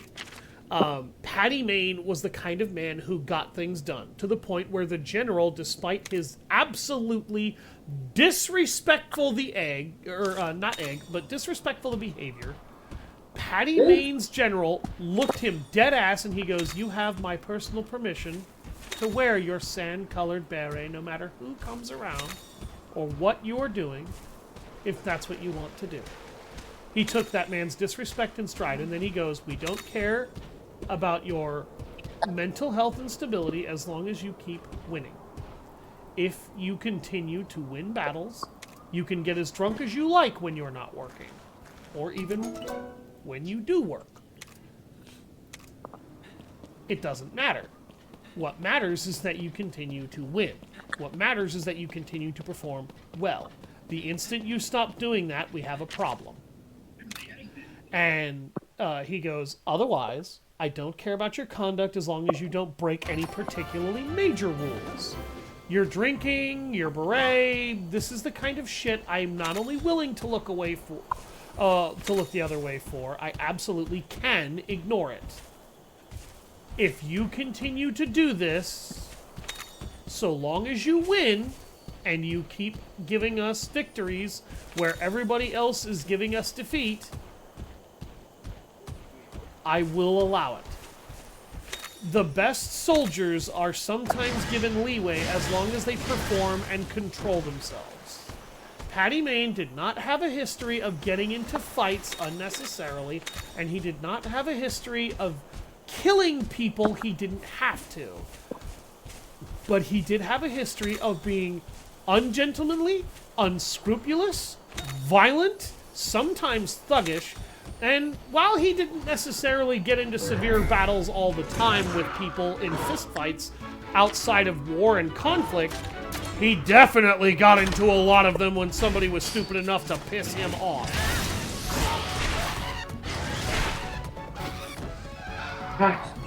Now, I know I went on a bit of quite the tangent there, but that was really important to make sure you understood.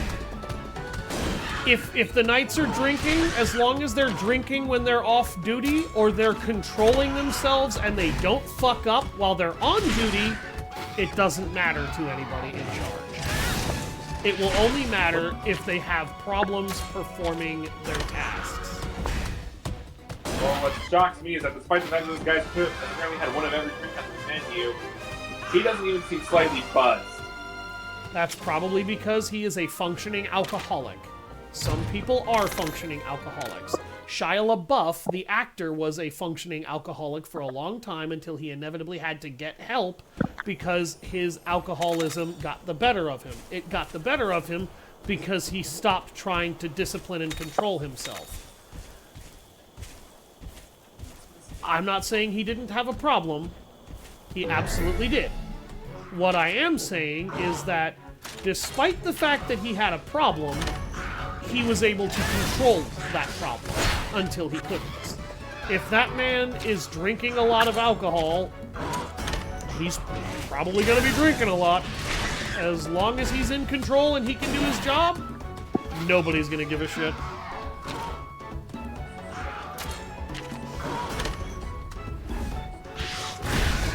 If he starts fighting people while he's on duty, or he starts being wasted while he's on duty and it affects his job, then I'd be worried. Worst case scenario, that guy will get taken off the job when he fucks up. Welcome, Rev. Hello.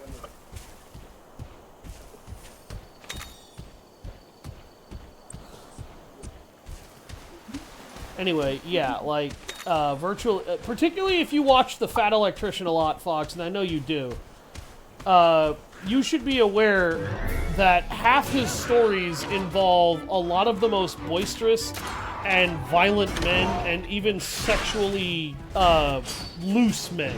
Like, a lot of soldiers that he talks about were very loose in the sense that they were fucking and fighting a lot. But a lot of them did inevitably have to learn how to control themselves. Thank God. And the Velocidrome. There's a... What? Sorry, Rev? So people from Jersey there.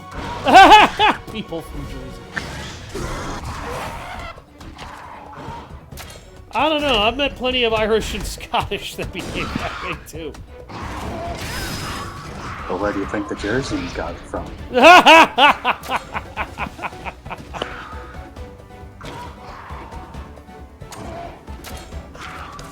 Wait, he's angry. He's gonna use power attacks.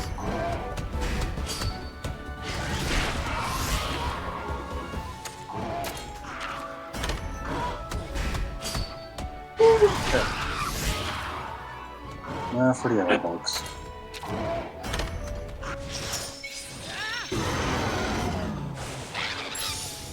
I've already almost hit my 2-hour mark. Jesus. This game definitely feels like it requires a little bit more rational thought process than the other one.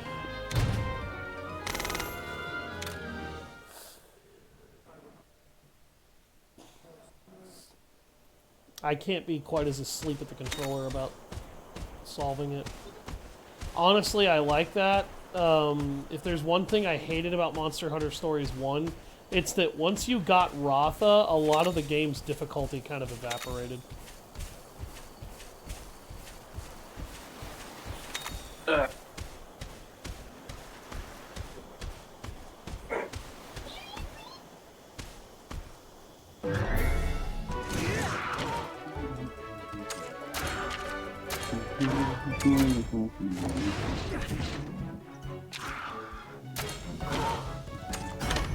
Oh, here he is.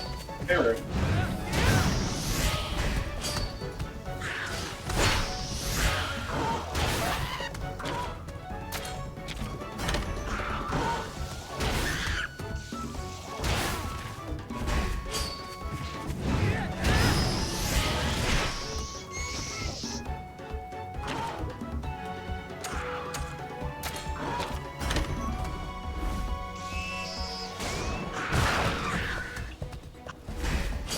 Die.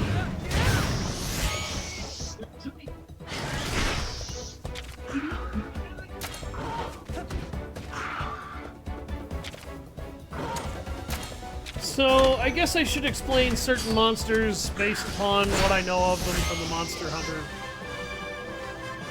franchise. The Nahabra is basically a little violent murder bug. It's not a particularly strong monster. It's not a particularly threatening one either. It's just kind of there. What? It's a big nuisance. Yeah, they can definitely be an irritant when you're trying to take on a lot of other monster types. And that's probably one of the things I hate the most about them is that they're a nuisance. And the only time they're really dangerous is if and when the player is being attacked by something much bigger.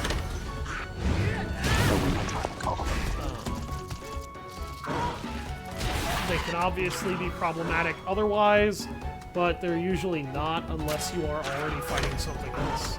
Conchu are pretty much the same. In most games, they're not even really a threatening form of life. They can annoy the hell out of you while you're trying to fight something important, but beyond that, they don't really do much else. Velociprey are a lesser form of the Velocidrome that are a pack hunter predator. They typically exist in a lot of Monster Hunter games to kind of be Babby's first predator to fight. They're oftentimes one of the first basic threats that you will ever engage in. They're quick, they're agile, they're kind of dangerous, but realistically, the most threatening thing about them is that they hunt in packs. Those little deer-looking creatures that you just saw running away from me, those are Kelby. Kelby are an herbivore that is typically defenseless. They don't really attack. What few attacks they do have are barely even threatening. They don't have much in the way of actual threatening capacity. Their damage tables are nothing to write home about. And in the Monster Hunter Stories games, you don't really fight them so much as you engage them briefly, and when you briefly engage them, you often kill them because they're just not that dangerous. I'll go ahead and bring Kulalula back out, because I would rather have a bunch of dead draws than him take a bunch of losses. The other thing to note is the Kuluyaku. This thing is basically an overgrown dodo bird. They're egg thieves. They're kind of violent. They're smart enough to pick up rocks and use rocks as a sort of defense mechanism and shield almost. The issue with them is that they, when they pick up the rock, if you're using most sharp weapon types, your attacks in even the main games tend to bounce off and don't do much damage. Like, see the bladed weapon there, it just doesn't do much.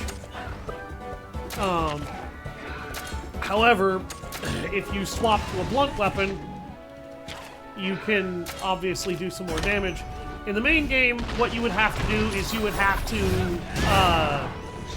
swing and attack around it and flank it, because its rock attacks are just that devastating. Ow. Damn!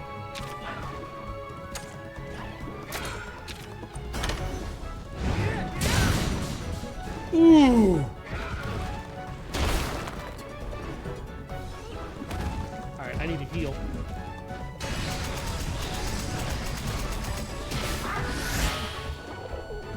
That's my boy. Yay! I collected a bunch of herbs again. Oink. He's gonna hit me in the face. Ow! Alright. Let me switch into rock.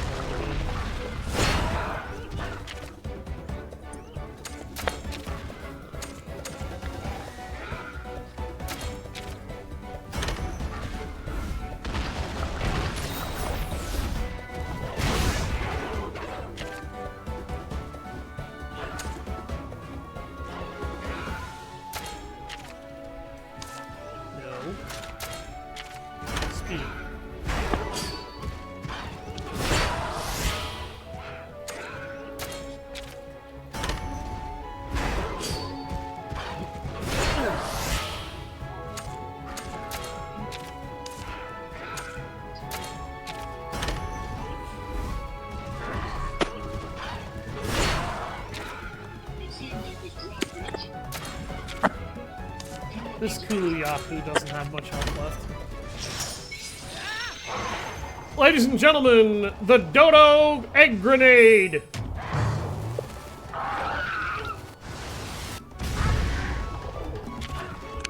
He's still alive! What?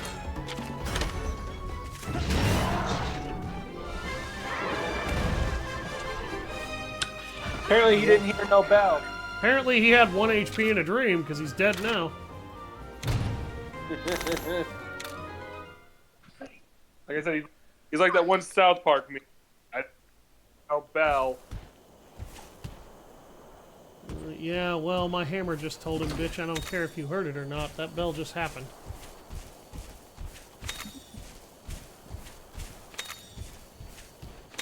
I respect it, though. Oh, I respect his durability. I don't respect his lack of brains. Nor do I have to. Hey, Rev.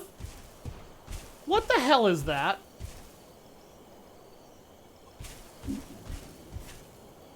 It looks like What the hell's herbivore. what? It looks like an herbivore. It's big. It's yellow. It's eating from a tree. It's got a long neck, kind of like a giraffe, but a much, much bigger body and bigger head to go with it. It's got a fat, rounded tail. I am going into this rare monster den. There's giant neck. What? Nothing. God damn it, Rev.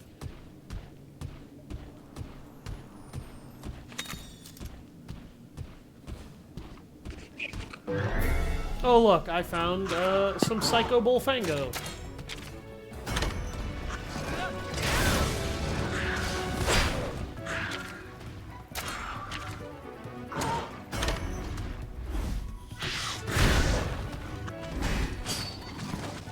And you could have it all. My empire of violence. Oh, I'm so glad I canceled that guy's attack. Ow. Oh, I should warn you, even if you win, and sometimes you'll still take damage. No. When you do a head-to-head, you take damage no matter what. If you do a double attack, though, you don't take any damage. The issue with a head-to-head is that the better you do in it, from losing it to getting a draw to succeeding, the less damage you take. You lose, you take the most damage. You get a draw, both parties take damage, but not necessarily that much. If you win, you take very little damage and your opponent takes a lot.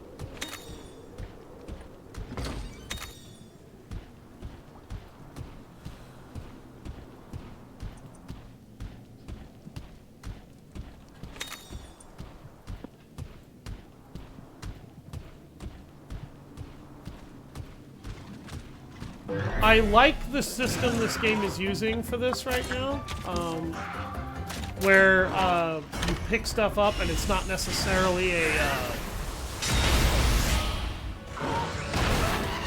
it doesn't just drop the do-do-do-do in front of your face and the item every time you grab something. That got obnoxious really quickly in the first game, but I still had to do it constantly in order to be able to maintain.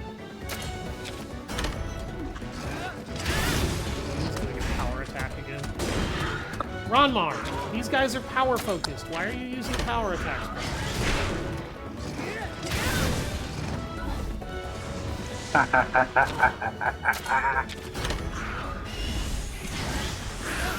Yeah.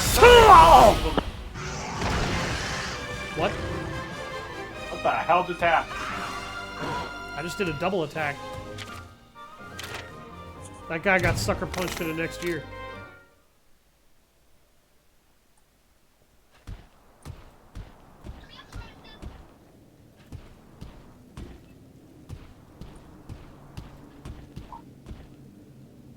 Oh, that's where that burn ornament was.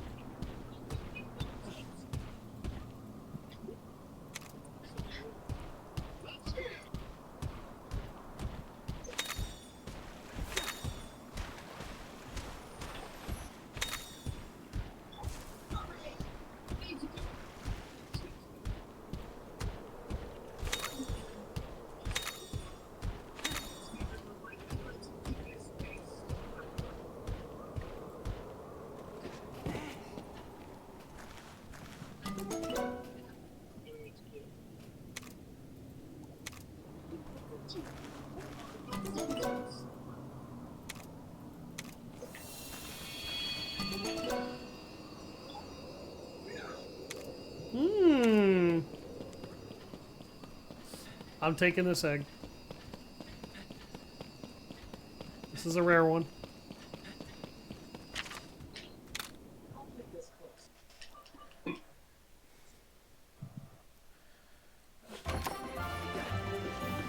Burning bird wyvern egg. Normally when I get those, it means I've picked up a Yan Kutku before.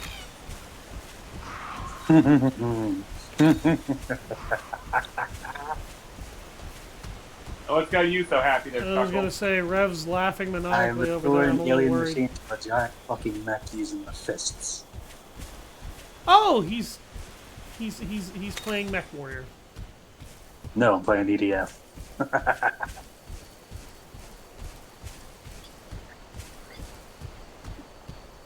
EDF, also good. I said it before, and I'll say it again. No matter what weapons I may pick up, there'll never be anything more satisfying than driving my fist into the skull of an asshole. Fixed. I'm sorry, but being able to use a Kusarigama to yank somebody in and then slice their throat open is extremely cathartic, and I will hear no other argument. Counter argument: use the Kusarigama to yank him in, and then you give him an uppercut. Or Additional, just even further jack. counter argument: pull them in, slice their abdomen open, and then kick them so hard that they fly across the room. Or just a fuck off slug punch. No. That's not over the top enough. Nah, Are we it's good terrible? enough. What? Are we bad people? Yes. Who knows? Okay, just wanted to make sure.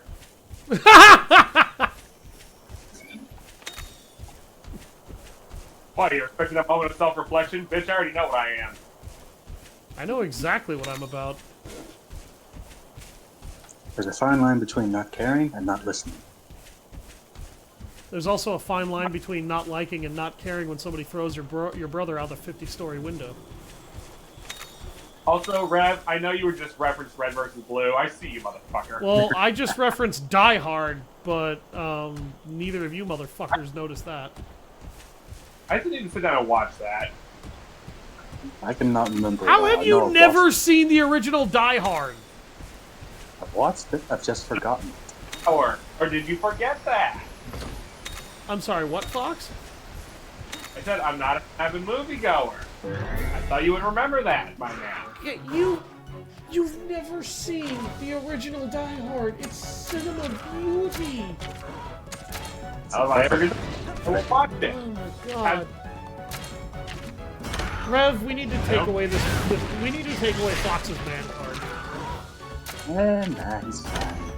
No, you're not a man with hair on your chest until you've seen Die Hard. I have too much fucking hair on my body. How about that? Oh.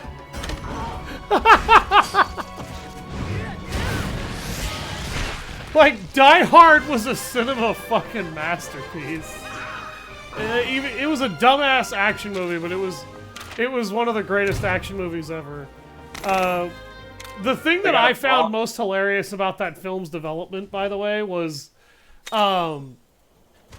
they had to take Bruce Willis's face off of the film's cover art and trailer art because every time people saw Bruce Willis in the movie, they started laughing because he was basically a rom-com actor at the time. And he was trying to branch into action films, and everybody who saw him laughed and couldn't imagine him, Bruce Willis, being a ultra mega badass in an action film. Until that movie came out. When that movie came out and was released, everybody was like, holy shit, Bruce Willis is a badass! Yeah, it's just like, there had to have been stuff Arnold Schwarzenegger acted in before he became more well-known. Arnold Schwarzenegger became well-known pretty much right away in the acting circuit, but before he did acting, what he did was, he was basically Mr. Olympia. He was a bodybuilder for a living.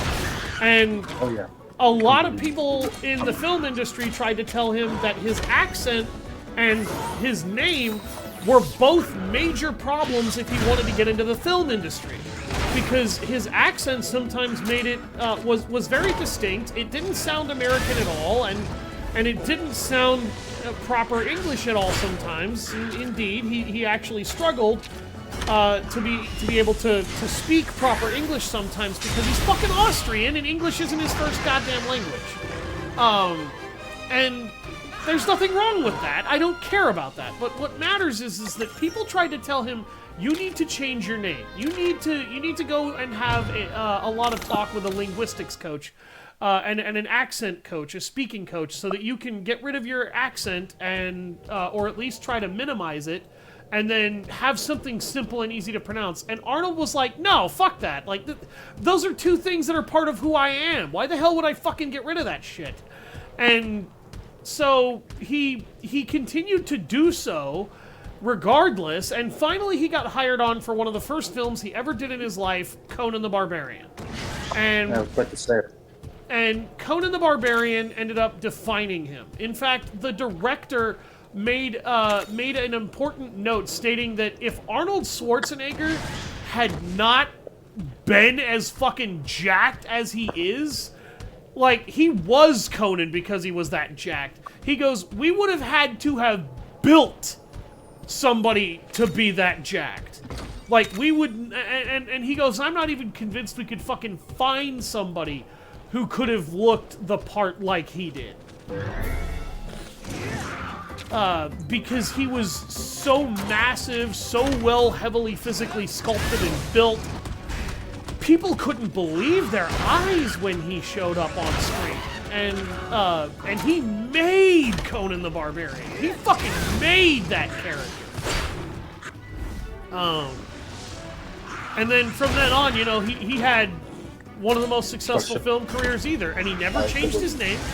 He never got rid of his accent. In fact, both of those things helped define him as an actor. And I had, like, he told everybody who wanted to try and make him change what was so distinct about him. Two natural qualities that didn't have anything wrong with them to fuck off. And I personally, I approve. I think he should have done that from the start. Don't try to be who you're not. He straight up said a lot, don't be afraid to break the rules, because sometimes the rules need to be broken because they're wrong. You know, obviously don't go crazy with it, but don't be afraid to break the rules. At the time, the trend was to have a name that was easy for people to pronounce, easy for people to say and understand. And Arnold Schwarzenegger is a very long, complicated name. Like, particularly his last name, Schwarzenegger. That was what they really wanted changed. Arnold wasn't an issue to them. Schwarzenegger was an issue. And there was nothing wrong with Schwarzenegger. They just wanted to try and force him to either Americanize himself for Hollywood or simplify himself for it. Because they didn't think they would be able to find an audience that would want to work, you know, with an actor that sounded the way he did. And lo and behold, they ended up finding people. Lo and behold, he found his fucking audience all around the globe.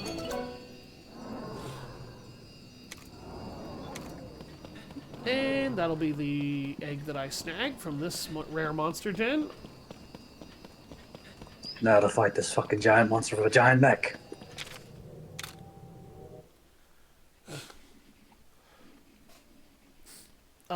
But yeah, the moral of the story is, you know, you're defining quirks that some people can find problematic can also be what helps you define yourself as a unique vision to people who have never seen anything like you before. That's honestly what's helped a lot of actors like Sylvester Stallone, Arnold Schwarzenegger, and you know, people like Randy Couture and whatnot stand out. They were unique. They were not afraid to go the mile in the distance. I mean, Dolph Lundgren. I mean, the guy was a giant. Like, he was a fucking, like, what was he, 7 to 8 feet tall? That dude was massive. And he was Swedish.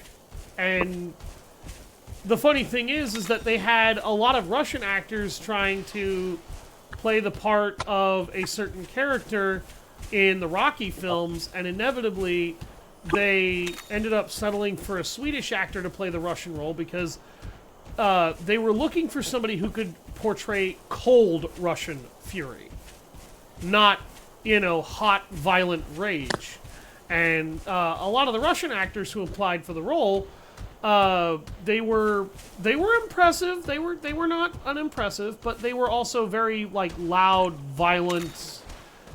They weren't the quiet, cold absence of humanity that the developers were looking for. And when Dolph sat down in order to do the role, he literally just said, when they asked him, they were like, so how would you portray this? And then he goes, if he dies, he dies.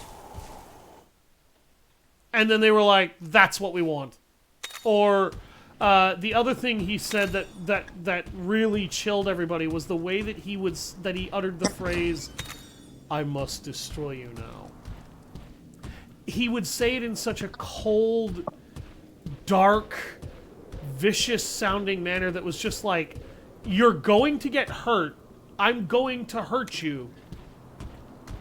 The only thing that's going to happen is you're going to be broken. And you're just going to be another person that I have shattered. As opposed to, I will destroy you, I must destroy him. Like, they were looking for somebody that was just ice cold. And Dolph gave that to them. Yeah, I'll take this egg. This is an egg I haven't picked up yet.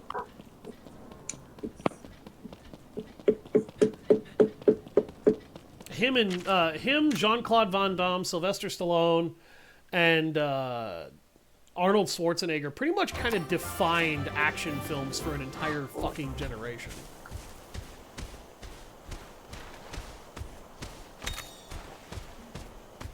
Yeah, there's actually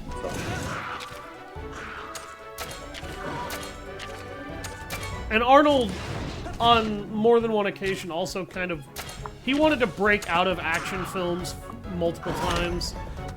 He managed to successfully do so because he was starting to get typecast as an action hero after Conan, which helped get his name out there, but he wanted to diversify himself, and I feel every actor has that right. So one of the first comedy films he tried to star in, I think, was Twins and Junior. And both of those movies were silly as fuck. And he worked with Danny DeVito on those. And one of my favorite stories that he told about his time working with Danny DeVito is Danny DeVito knew he had a thing for cigars.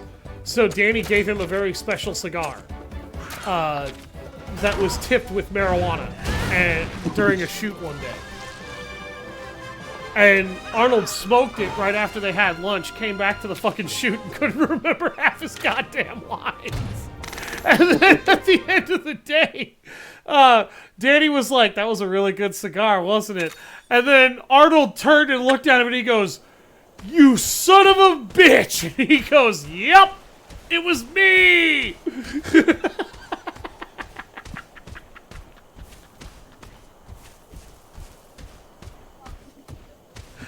And Arnold just fucking laughed it off later. He was like, God damn it, you fucking got me. He goes, yeah, I did.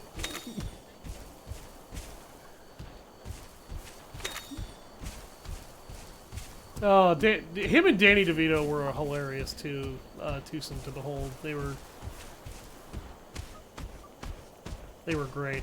This is the last rare monster den I'm gonna take, and then I'm gonna head back to the village and do all the wrap-ups for all those quests. I know I'm over my time. I've just been enjoying myself a little too much. Maybe that's what I need on my streams. Somebody to bounce the fuck off of. probably. I just managed to have a talkative enough audience or something like that. Pretty much.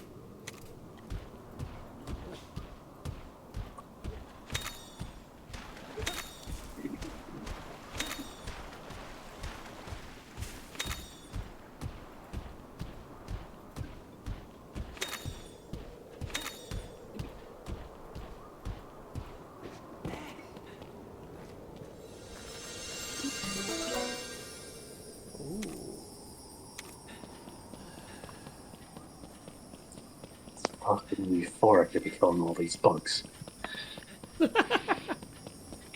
It's euphoric killing all those bugs. Okay. Yes. He's getting high on bug blood fumes, ladies and gentlemen.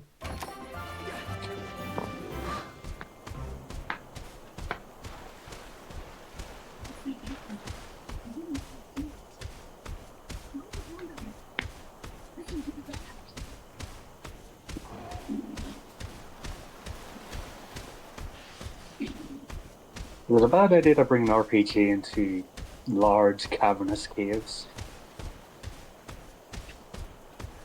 I don't understand why a lot of RPGs are obsessed with giant cavernous cave environment. Well, yeah, I do. No, not that. They're I meant creepy. putting a rocket-propelled grenade thing into a large cavernous cave.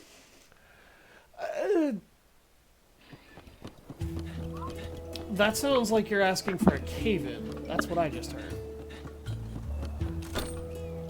Well, we're using this laser-guided rocket launcher and nothing's really caved in just yet.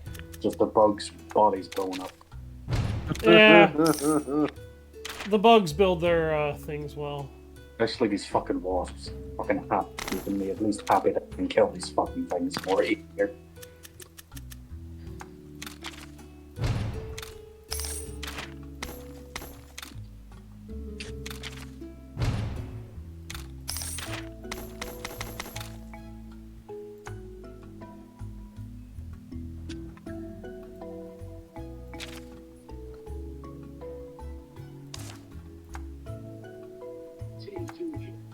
We're in too deep. Team 1.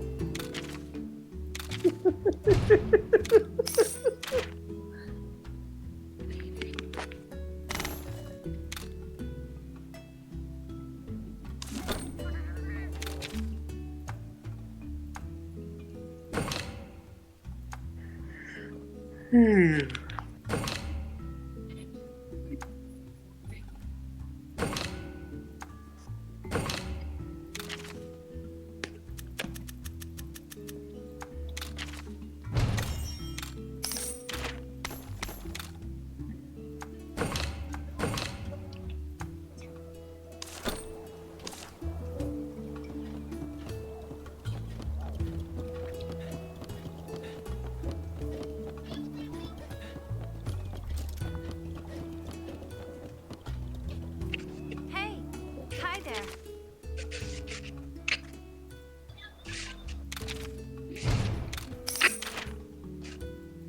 That's great. Thanks. Hello.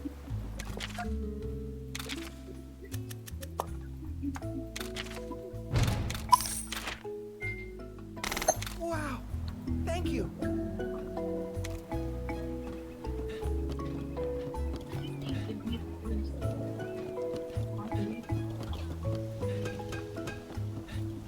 Welcome. All right.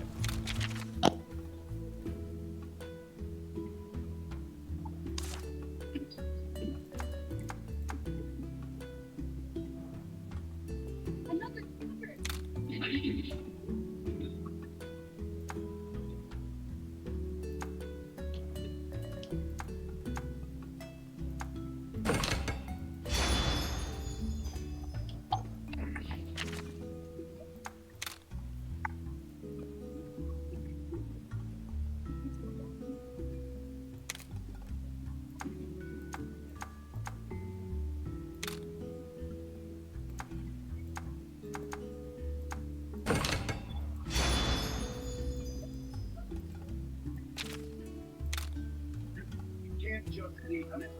You need to do the best.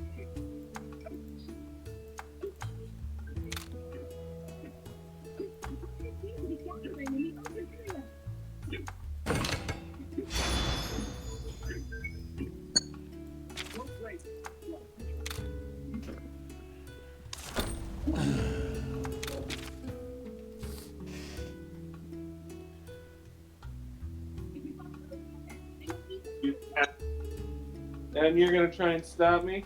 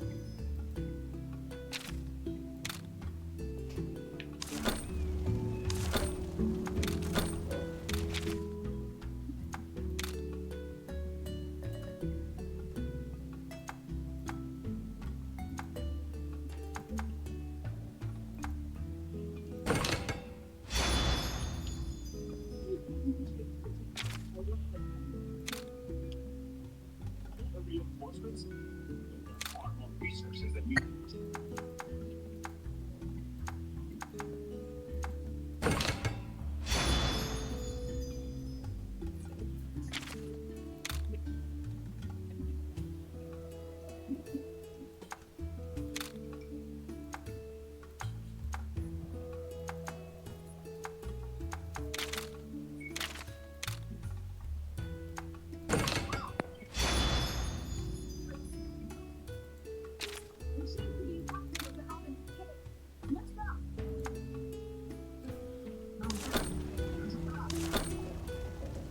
Thank you.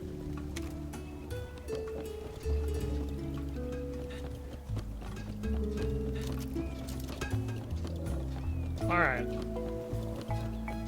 I've rearranged my weapons to the weapons that I want. I need Sword, to head over board, to the bow. stable. Sword, horn, bow. Yep.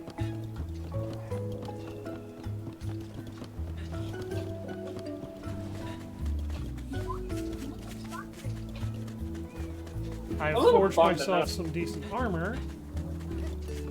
Let's go hatch my Fun new to- monsties. Alright. Hey there.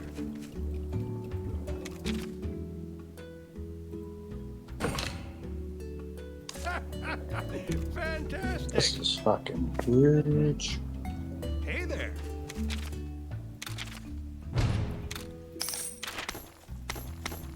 Nice Fantastic. one for those giant fuck off ants.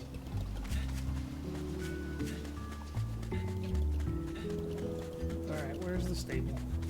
There should be a velocidrome sitting outside the stable. There it is.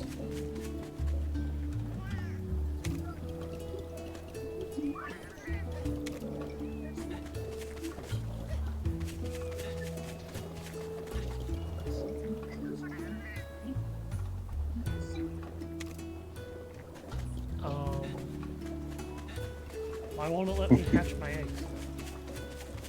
I guess I have to complete the next story mission.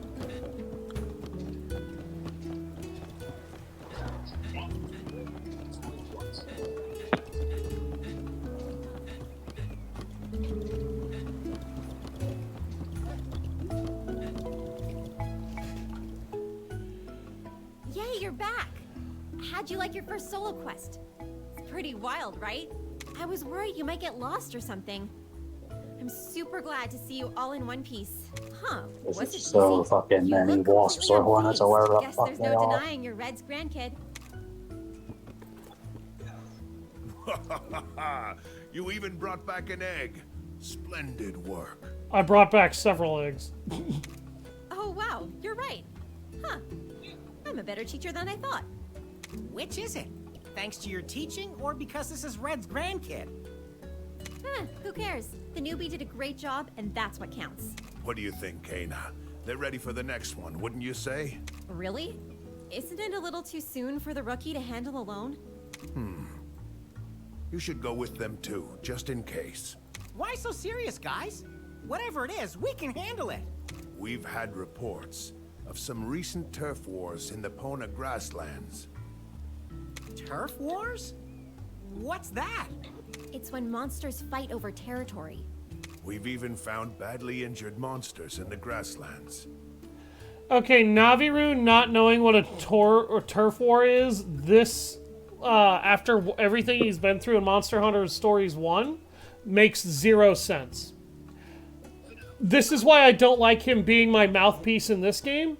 My character not knowing what that is, perfectly reasonable. I'm a new writer, I've barely started doing anything, I'm in my educational processes, I'm not gonna know shit. He should already know what that is. I was hoping I'd get anybody other than him to be my mouthpiece. And he's already, from a writing standpoint, grating on my nerves because all it would have taken is somebody else. And that would have been fine. We can't just let them tear each other apart. It'll be bad news for the island's ecosystem if we do. Let's get moving. I'll meet you at the edge of the village. Fine, but I'm hatching my eggs first.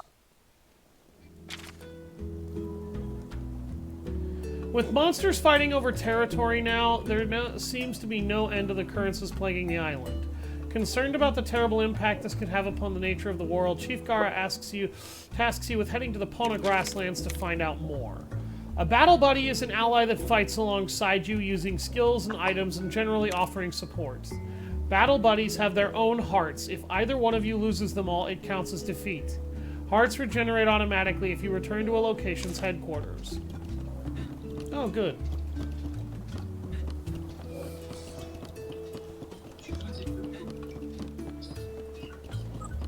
Now let me hatch my eggs.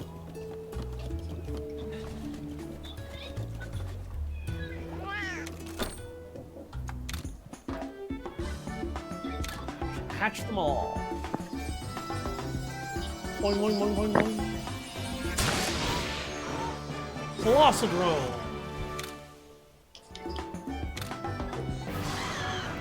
Yen Cuckoo.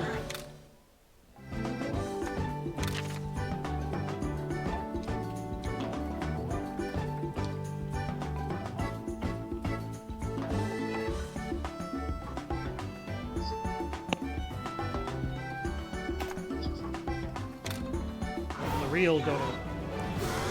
Another Velocodrome. Okay. Yeah. An Aptonoth.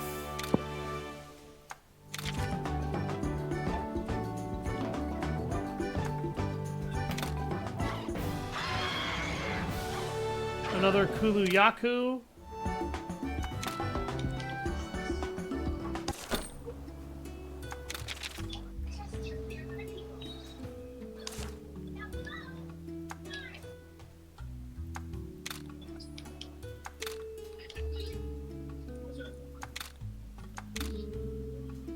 All the rest of these I don't really need. Oh, they unlock genes at levels now, with only a couple of genes actually being permanently locked out.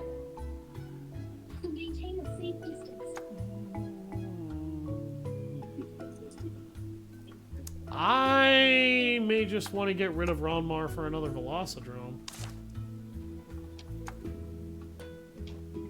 Okay.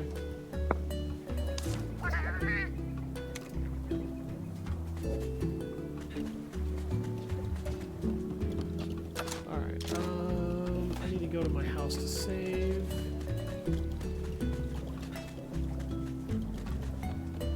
This is the end of my stream.